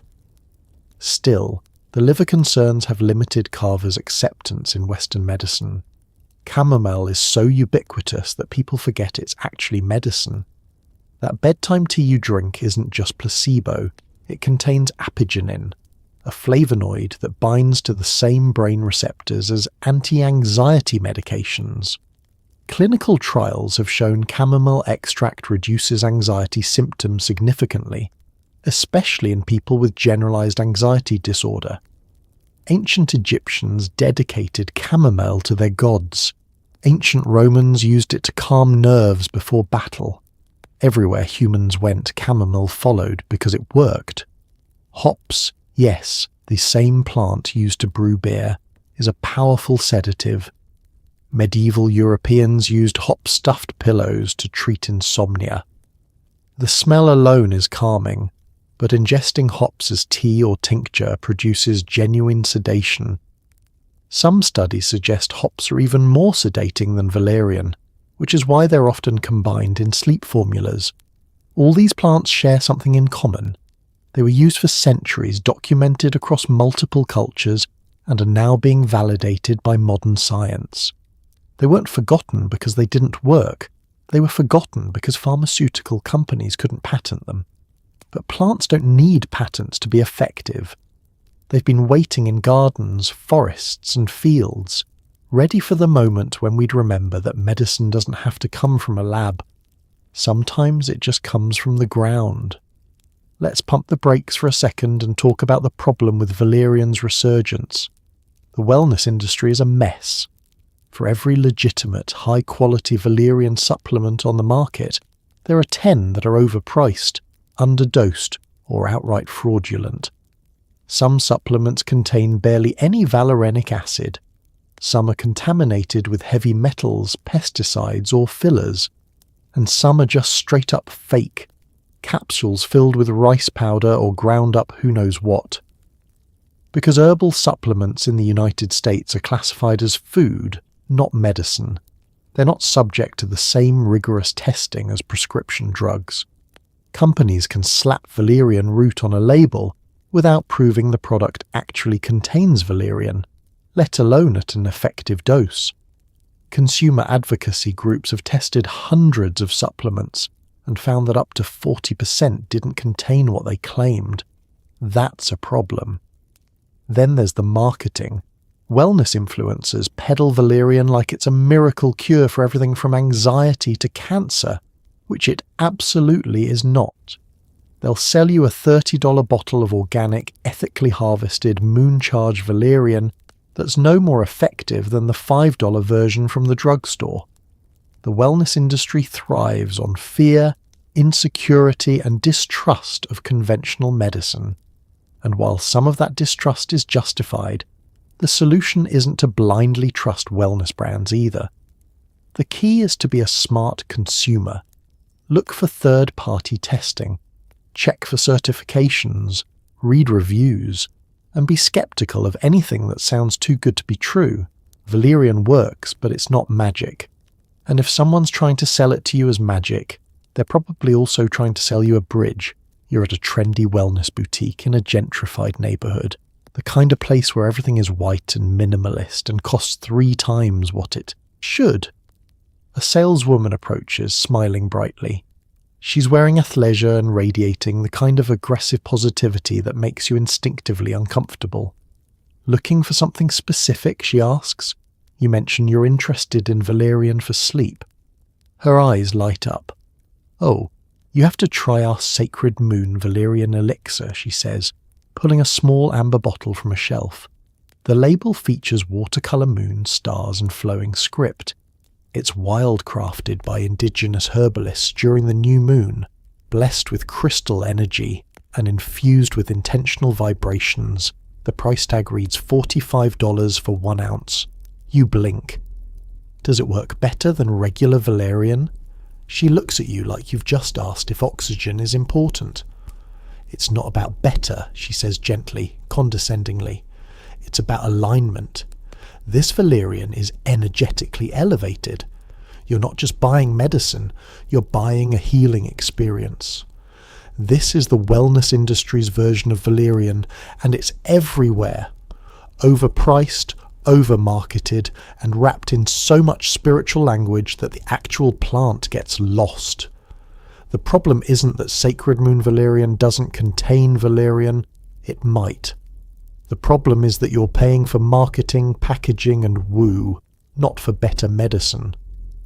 Consumer Reports tested dozens of Valerian supplements and found shocking inconsistencies. Some products labelled 500 milligrams Valerian root extract contained less than 100 milligrams of actual valerianic acid. Some were contaminated with lead, arsenic, or other heavy metals at levels exceeding safety limits. Some contained fillers that made up 90% of the capsule, rice flour, magnesium stearate, silica, with barely any valerian at all. And because the FDA doesn't require pre-market testing for supplements, these products hit shelves without anyone verifying they contain what they claim.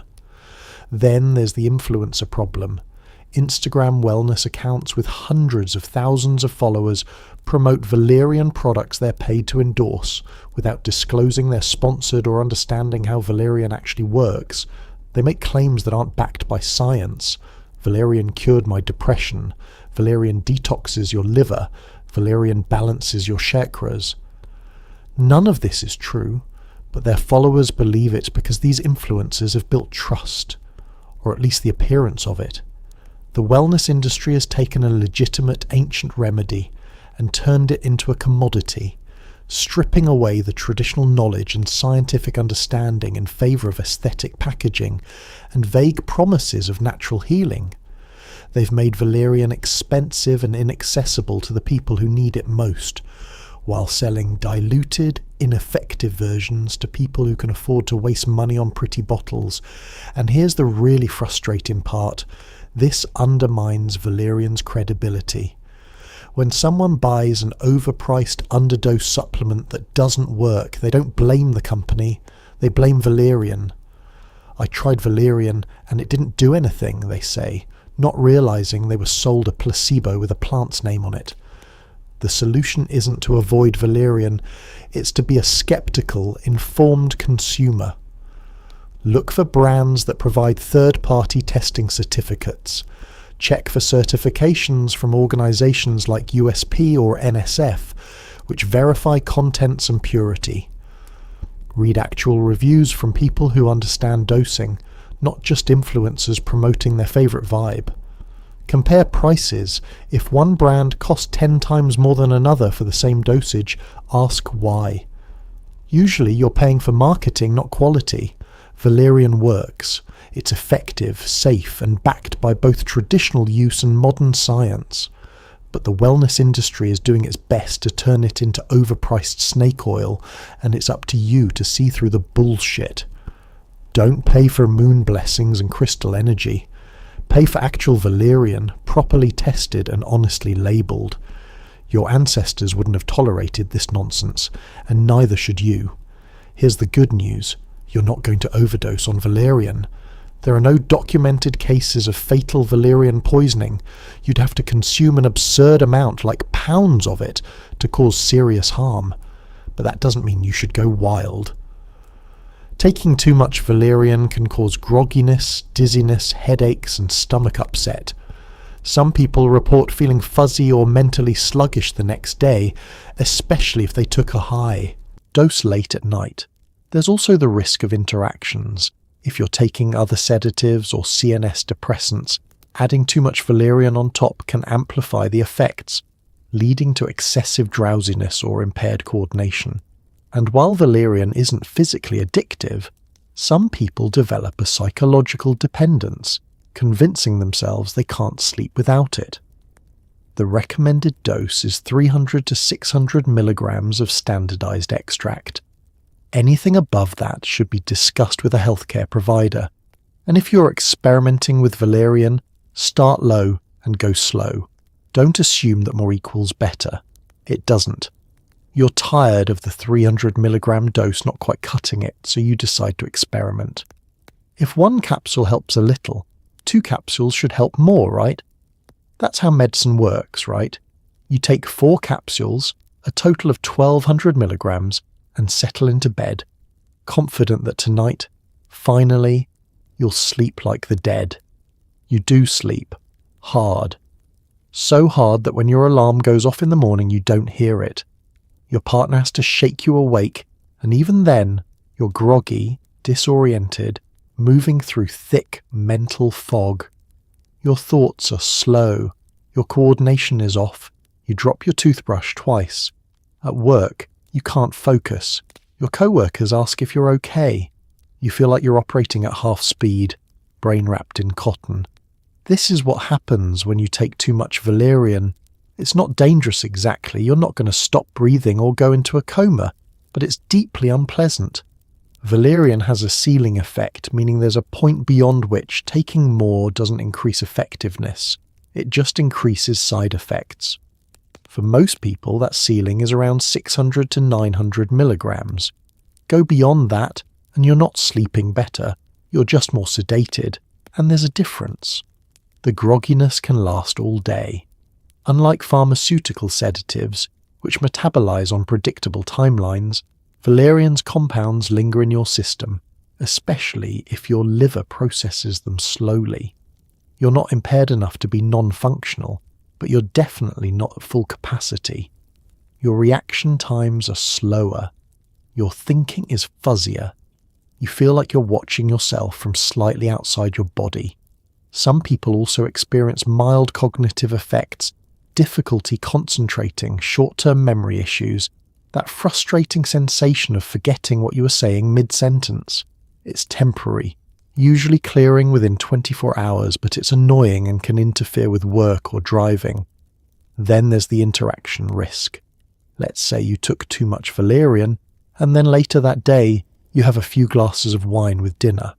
Alcohol is a CNS depressant. Valerian is a CNS depressant. Together they create additive sedation. Suddenly, 2 glasses of wine feel like 4. You're more intoxicated than you should be. Your coordination is worse, and your judgment is impaired. You're not in danger, but you're also not safe to drive or make important decisions. The same interaction happens with other sedatives, prescription sleep aids, anti-anxiety medications, pain medications containing opioids, even antihistamines like Benadryl. Combining Valerian with any of these amplifies sedation beyond what either substance would cause alone. Most of the time, this just means you're extra sleepy. But in rare cases, it can lead to dangerous levels of sedation, slowed breathing, impaired consciousness, falls and accidents. Then there's the psychological dependency issue. After taking Valerian every night for months, you start to believe you can't sleep without it. It's not physical dependence, your body doesn't need Valerian to function, but your brain has created an association. Valerian equals sleep. Without it, you lie awake, anxious about not having it, and that anxiety becomes a self-fulfilling prophecy. You don't sleep because you're convinced you won't sleep, not because your body actually needs Valerian. Breaking psychological dependence is tricky. Some people taper off slowly, reducing their dose gradually over weeks. Others quit cold turkey and suffer through a few rough nights before their sleep normalizes. Either way, the message is clear. Even plants can become crutches if you let them. The recommended dose exists for a reason. 300 to 600 milligrams is the therapeutic range where Valerian provides benefits without significant side effects. More isn't better, it's just more. And if you find yourself constantly needing higher doses to achieve the same effect, that's a sign something else is going on. Maybe your insomnia has deeper roots, stress, anxiety, sleep apnea, circadian rhythm issues that Valerian alone can't fix. Valerian is gentle, but gentle doesn't mean you can't overdo it. Respect the plant, respect the dosage, and remember that effective medicine works because it changes your brain chemistry. Too much change isn't better, it's just too much. Here's something most people don't think about. Valerian is wildflower in many parts of the world, but as demand increases, sustainability becomes a concern. Wild harvested Valerian is often more potent than cultivated varieties, but over-harvesting can damage ecosystems and deplete wild populations. Some companies source their Valerian responsibly, from certified organic farms or sustainable wild harvest operations. Others? Not so much. If you care about environmental impact, look for brands that disclose where their valerian comes from and how it's harvested. Choose organic when possible to avoid pesticides and support regenerative agriculture. And if you're feeling ambitious, grow your own. Valerian is surprisingly easy to cultivate. It's a hardy perennial that thrives in most climates, requires minimal maintenance, and can be harvested after 2 to 3 years. Just be prepared for your garden to smell like a gym locker and for every neighbourhood cat to adopt you as their new best friend. You're reading the back of your valerian bottle, looking for information about where it was sourced. The label says contains valerian root extract, but nothing about where it came from, how it was grown, or whether it was wild crafted or cultivated. You start digging online, trying to find information about the company. Their website features photos of pristine mountain meadows and claims about sustainably sourced herbs. But there's no actual certification, no third-party verification, no transparency about their supply chain. This is the problem with the supplement industry.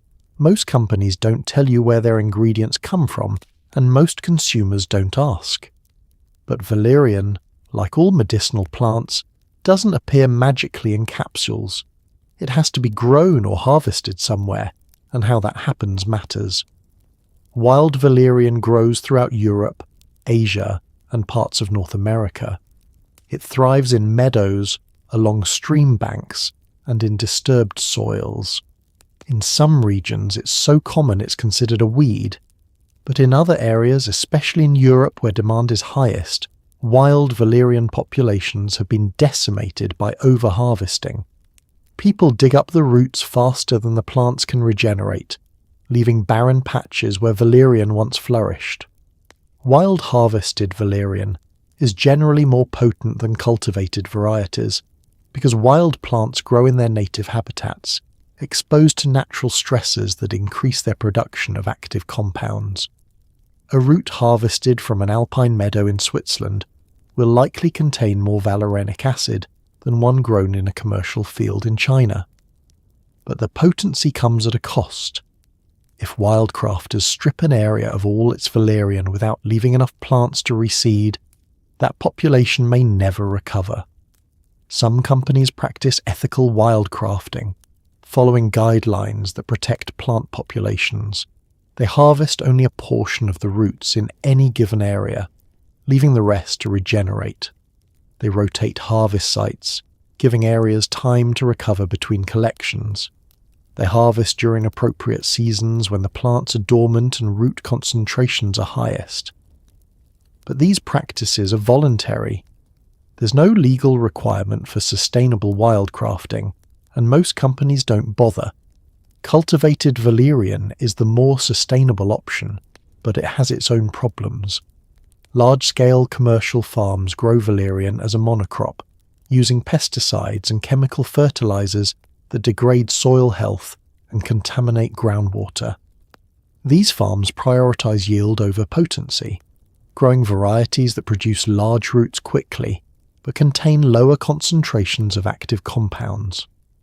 The valerian you buy might technically be valerian, but it's a weaker, less effective version. Organic farms are better. They grow valerian without synthetic chemicals, using compost and natural pest control. The roots may be slightly smaller, but they're more potent and don't carry pesticide residues. Some farms even practice regenerative agriculture, building soil health while growing medicinal plants. But organic valerian costs more, and most consumers choose the cheapest option without considering what they're supporting. Then there's the question of international sourcing. Much of the valerian sold in the United States comes from China or India, where labour is cheap and environmental regulations are lax. You have no idea whether the valerian was grown sustainably, harvested ethically, or processed safely. Some Chinese-grown valerian is tested positive for heavy metals, lead, arsenic, cadmium, absorbed from contaminated soil. You're taking it for your health, but you might be ingesting toxins. The most sustainable option? Grow your own. Valerian is ridiculously easy to cultivate.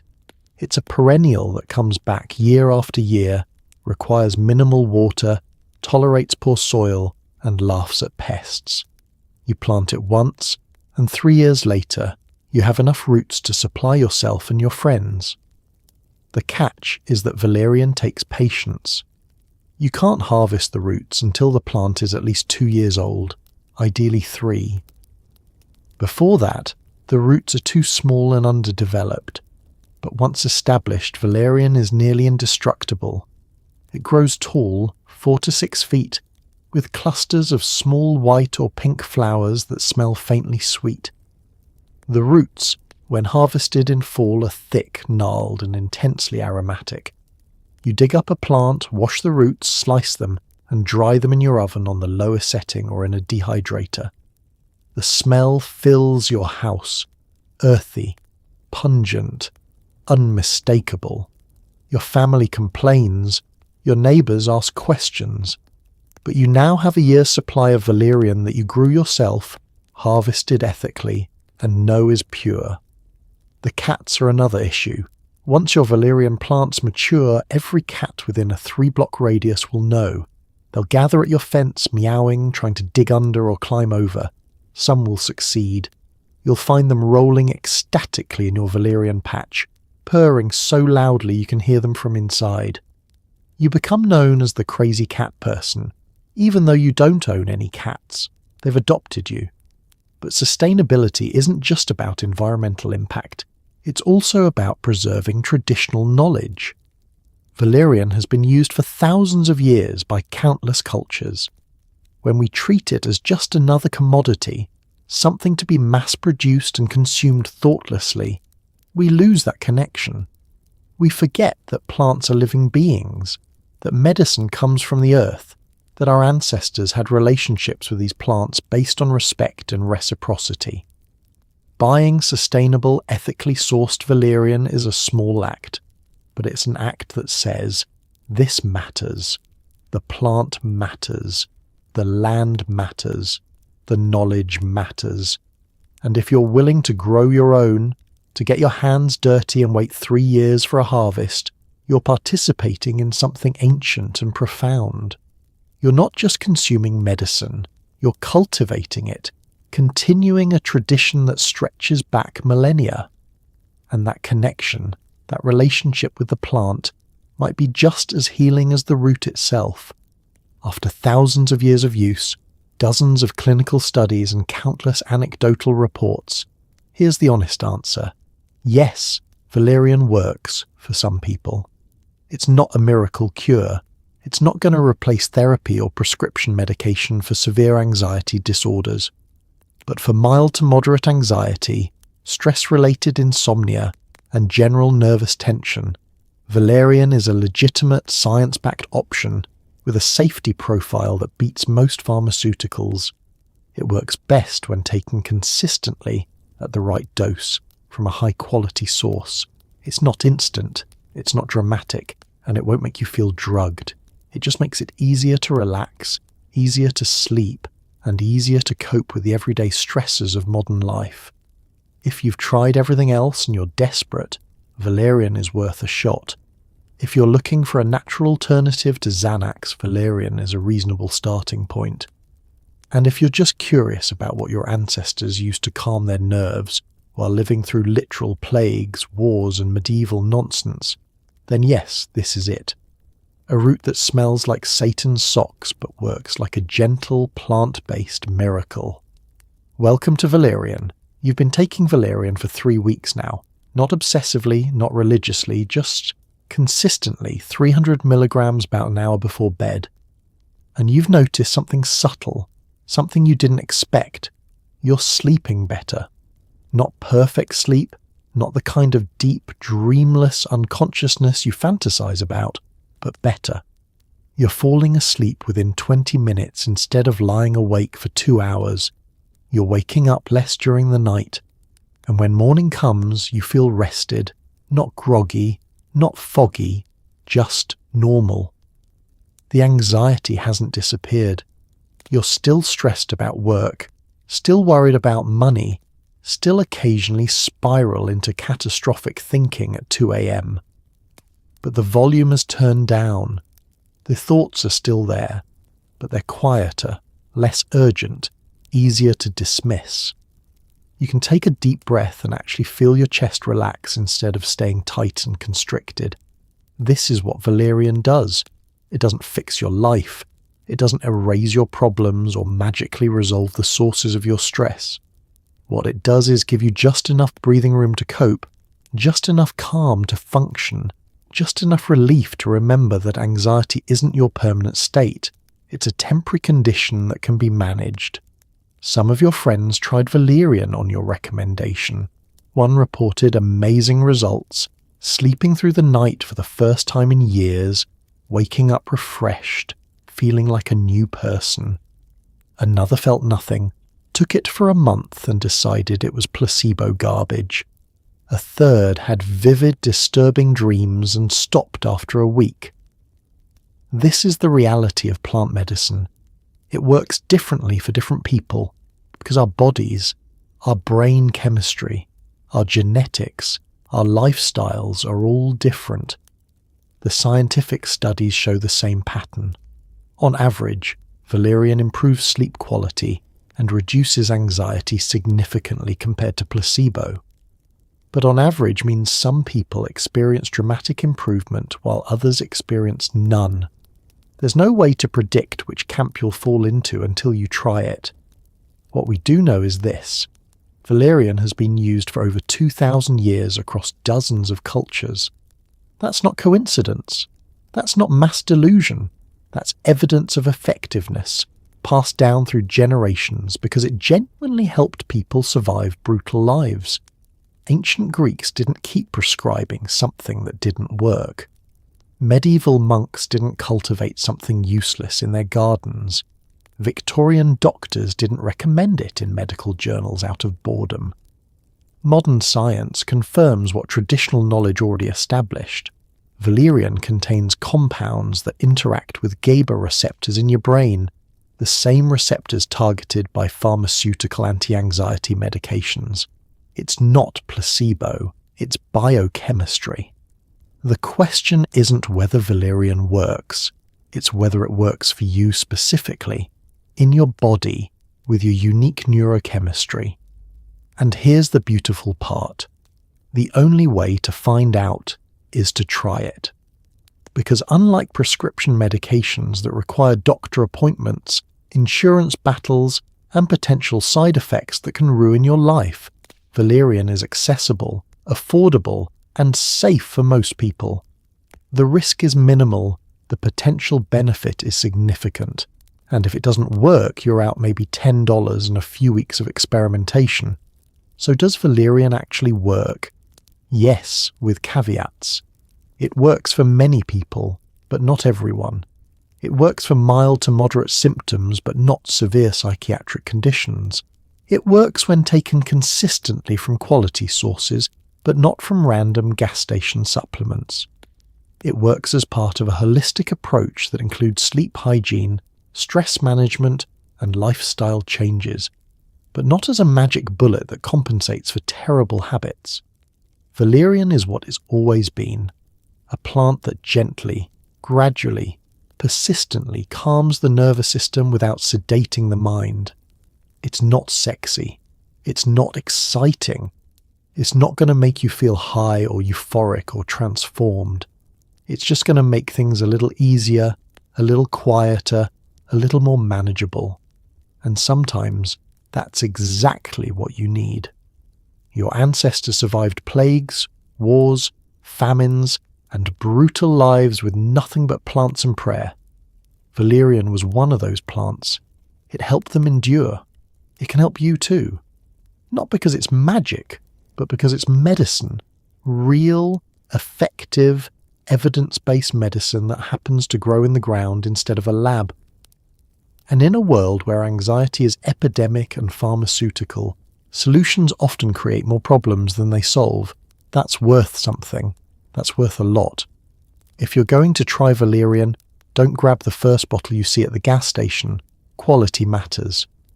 Look for products that list standardized extract on the label, ideally with at least 0.8% valerianic acid. Check for third-party testing from organizations like USP, NSF, or Consumer Lab. Avoid anything with a laundry list of fillers, binders, or artificial ingredients. Read reviews, but be skeptical. Some are fake, and some people expect miracles from a plant. Stick with reputable brands that have been around for years, not trendy startups that launched last month. And when in doubt, ask a pharmacist or herbalist for recommendations. They're usually happy to point you toward products that actually work. You're standing in the supplement aisle again, but this time you're armed with knowledge. You've done your research. You know what to look for. You pick up the first bottle and flip it over to read the label. Valerian root, 500 milligrams. Okay, but is that dried root powder or standardized extract? You keep reading. Contains valerian root. That's it. No mention of valerianic acid content. No standardization. No third-party testing. You put it back. The next bottle is better. Standardized extract. 0.8% valerianic acid. Good. You check for certifications. There's a USP seal on the label, which means United States Pharmacopoeia has tested this product and verified it contains what it claims. Even better, you scan the ingredients list. Valerian root extract, gelatin capsule, rice flour. Simple, clean, no weird additives or proprietary blends. The brand name is one you recognize, a company that's been making supplements for 30 years, not a fly-by-night operation that launched on Instagram last month. You check the price.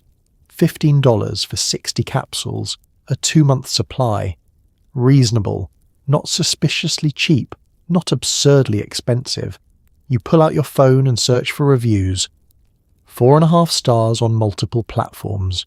People report it works, they sleep better, no major side effects. Some negative reviews, sure, but they're legitimate complaints. Didn't work for me or upset my stomach, not obvious fakes. This is how you find a good supplement. Slowly, carefully, skeptically. You don't trust marketing claims. You don't fall for pretty packaging. You look for standardization, third-party testing, clean ingredients, and a company reputation built over years, not months. The standardization is crucial. Standardized extract means the manufacturer has tested the product and confirmed it contains a specific percentage of the active compound, in this case valerianic acid.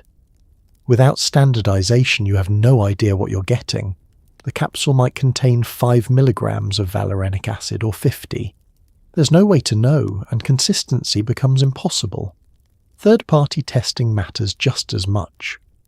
When a product carries a USP, NSF or Consumer Lab seal, it means an independent organization, not the manufacturer, has tested it for purity, potency and contamination. They've verified it contains what the label claims, it's free from heavy metals and pesticides, and it meets basic quality standards.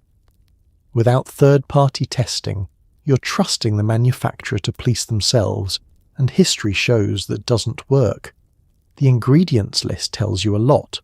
A good valerian supplement should have a short, simple list.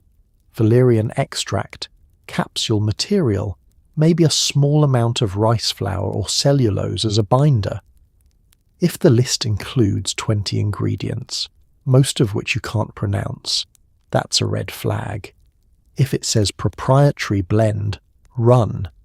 That's code for we're not telling you how much of each ingredient is in here, which makes it impossible to know if you're getting a therapeutic dose.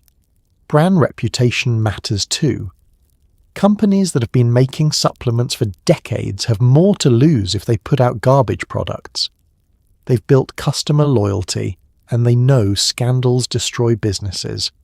New companies might be great, but they might also be opportunistic cash grabs launched to capitalize on wellness trends. Stick with established brands until you have reason to trust the new ones. Price is a useful signal, though not foolproof. If Valerian costs $3 for 100 capsules, it's probably garbage, underdosed, low quality, possibly contaminated. If it costs $50 for 30 capsules, you're paying for marketing and packaging, not better medicine. The sweet spot is usually $10 to $20 for a month or two supply. Reviews help, but you have to read them critically. Look for detailed reviews from people who sound like they actually tried the product. They mention dosage, timing, effect, side effects. Ignore reviews that sound like ads. This changed my life. 5 stars. Amazing. Those are often fake. Also, ignore 1-star reviews that just say didn't work. Some people are non-responders, and that's not the product's fault. You can also ask for help. Pharmacists know supplements better than most doctors, and they're not trying to sell you anything specific. Herbalists, especially clinical herbalists with training and certifications, can recommend brands they trust. Health food store employees vary wildly. Some are knowledgeable, others are just working retail, but it doesn't hurt to ask. Once you find a good brand, stick with it. Don't switch constantly chasing sales or trying new products. Consistency matters with herbal supplements, and switching brands means you're also switching potency, quality, and formulation, making it impossible to tell what's actually working. And finally, trust your body. If a supplement makes you feel weird, nauseous, dizzy, more anxious instead of less, stop taking it. Your body is giving you information. Listen to it. Quality varies even within reputable brands, and sometimes you just get a bad batch or a product that doesn't agree with your specific chemistry. Finding a good Valerian supplement takes effort, but it's effort worth investing. Because the difference between effective Valerian and ineffective garbage isn't subtle. It's the difference between actually sleeping better and wasting money on capsules filled with sawdust and hope. Do the work, ask the questions, read the labels, and don't settle for less than what your ancestors would have demanded. Medicine that actually works. If you're making Valerian tea, here's how to do it right. Use 1 to 2 teaspoons of dried valerian root per cup of water. Boil the water, pour it over the root, cover the cup, and steep for 10 to 15 minutes. The longer you steep, the stronger it gets, but also the worse it tastes. Strain thoroughly because nobody wants to chew on root bits. Add honey, lemon, or peppermint to mask the flavour. Drink 30 to 60 minutes before bed, and for the love of all that's holy, don't make it in your good teapot unless you want that pot to smell like Valerian forever. You've decided to try Valerian tea instead of capsules. You want the full traditional experience, the ritual of brewing something ancient and medicinal. You buy dried valerian root from the bulk herb section at your local health food store. The woman behind the counter weighs it out, 2 ounces, and bags it.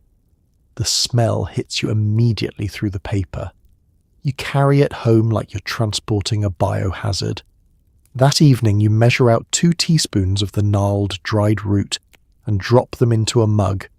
You boil water and pour it over, watching the roots swirl and settle. Steam rises, carrying that unmistakable Valerian smell, earthy, pungent, vaguely medicinal. You cover the mug with a small plate to trap the volatile oils that would otherwise evaporate. The instructions said steep for 10 to 15 minutes. You set a timer for 12. While you wait, you prepare your defences: honey, lemon, a peppermint tea bag. You've read the reviews. You know this is going to taste like drinking a forest floor. When the timer goes off, you strain the tea through a fine mesh strainer into a clean mug. The liquid is pale brown, cloudy, uninviting. You add a generous spoonful of honey and squeeze in half a lemon. Better. Then you steep the peppermint tea bag for 2 minutes, hoping it'll mask some of the Valerian funk. You take a cautious sip. It's not as bad as you feared, but it's not good. The honey and lemon help, but underneath there's that unmistakable earthy bitterness, that rooty flavour that reminds you you're drinking medicine, not a beverage designed for enjoyment. You sip it slowly, grimacing slightly with each swallow, telling yourself it's worth it. The key to brewing good Valerian tea is understanding that you're not making regular tea, you're making a decoction. Regular tea involves steeping delicate leaves in hot water for a few minutes. Decoctions involve simmering or steeping tough roots and barks for much longer to extract their active compounds. Valerian is a root, which means its medicine is locked inside tough plant cells that need time and heat to break down. Boiling water is essential. Lukewarm or cool water won't extract valerianic acid effectively. You need that initial blast of heat to start breaking down the cell walls. But you don't want to boil the valerian itself. That can destroy some of the more delicate volatile compounds. So you pour boiling water over the root and then let it steep, covered. Covering is crucial. Valerian's active compounds include volatile oils that evaporate easily. If you leave the mug uncovered while steeping, those oils float away on the steam and you lose potency. A plate, a lid, anything that traps the steam keeps the medicine in your tea instead of in your kitchen air. Steeping time is a balance. 10 minutes extracts a decent amount of valerianic acid without making the tea unbearably bitter. 15 minutes gets you more medicine but also more bitterness. Some people steep for 20 or even 30 minutes for maximum strength, but at that point you're basically drinking concentrated root juice, and no amount of honey will make it pleasant. Straining thoroughly matters more than you'd think. Valerian root breaks down into small fibrous bits that can slip through coarse strainers.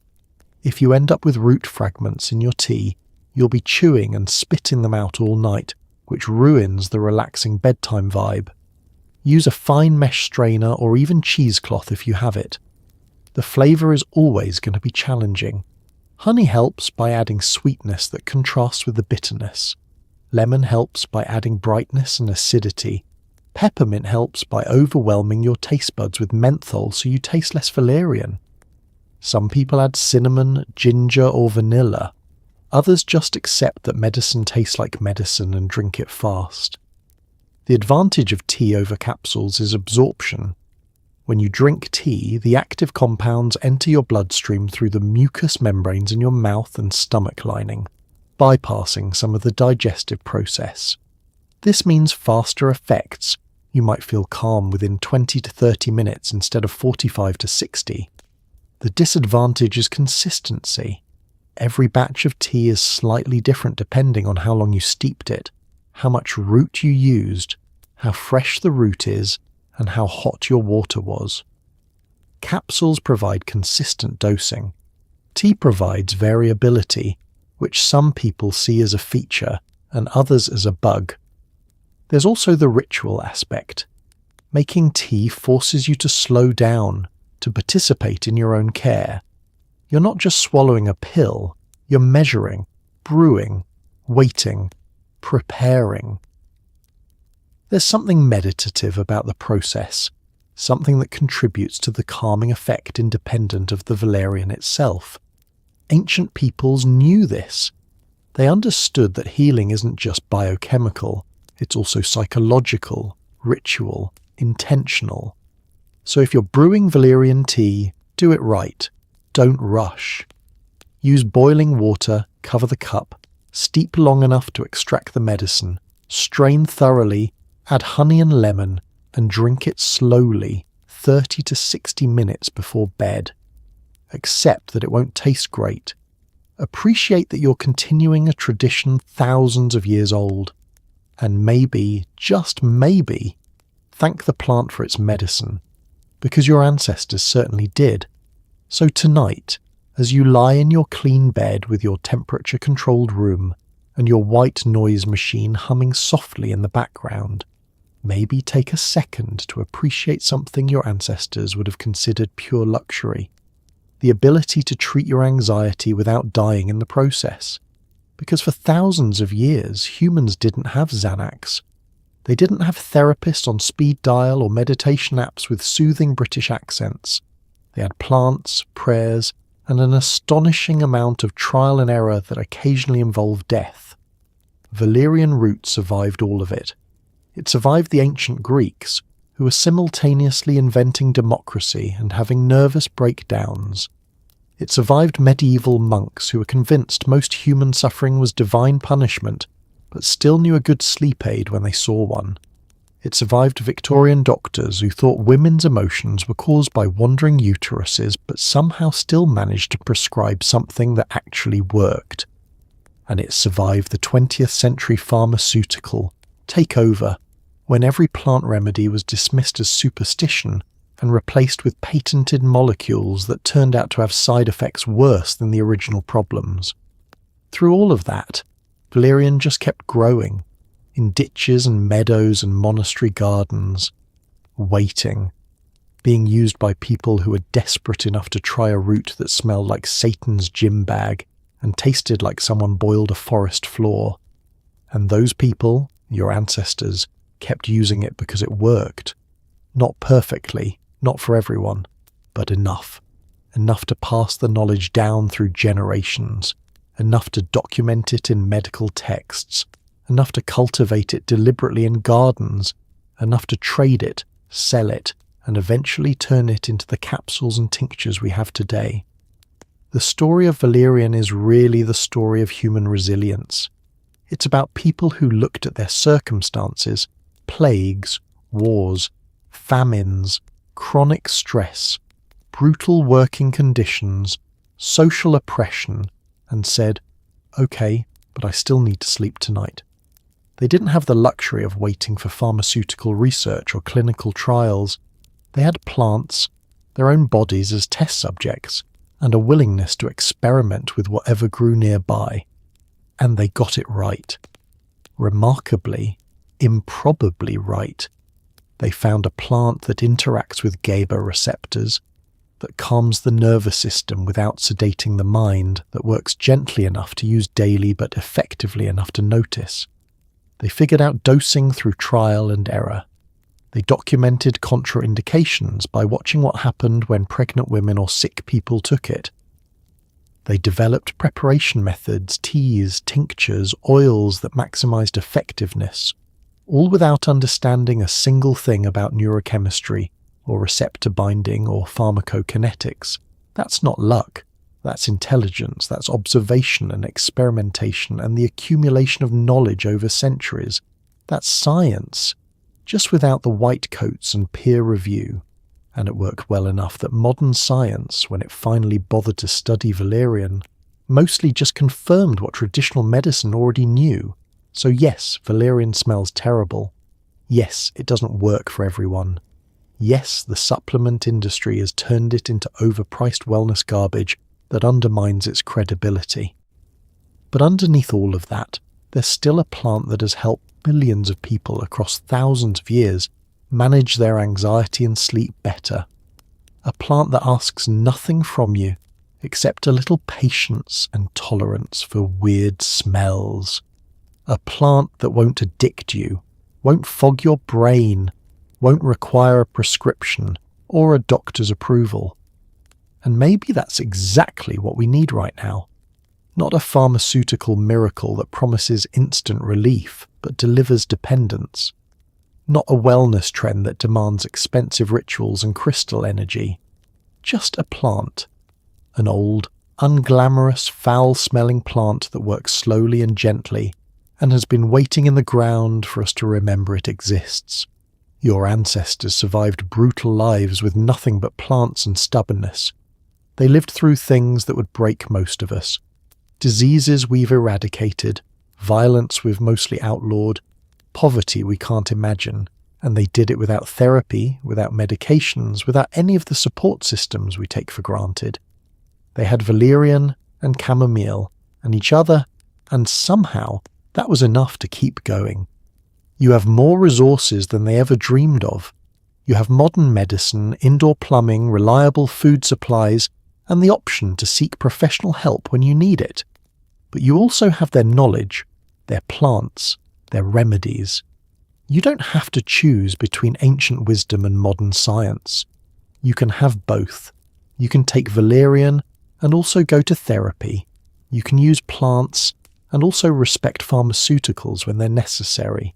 You can honour traditional knowledge while demanding rigorous testing and quality control, because history isn't something that happened to other people a long time ago. It's the foundation you're standing on. Every time you take Valerian, you're continuing a tradition that stretches back to ancient Greece, to medieval monasteries, to Victorian parlours, to your own grandmother's kitchen cabinet. You're participating in something bigger than yourself, something that connects you to every human who ever lay awake at night, heart racing, thoughts spiralling, desperately needing rest. And if Valerian helps, even a little, even sometimes, then maybe that's enough. Maybe that's the point. Not perfection, not miracles, just enough relief to get through the night, enough calm to face another day, enough hope to keep going, one route, one cup of tea, one capsule at a time. So sleep well tonight, and if you can't sleep, maybe try some Valerian. Your ancestors would approve, and honestly, they've been waiting thousands of years for you to figure this out. Good night.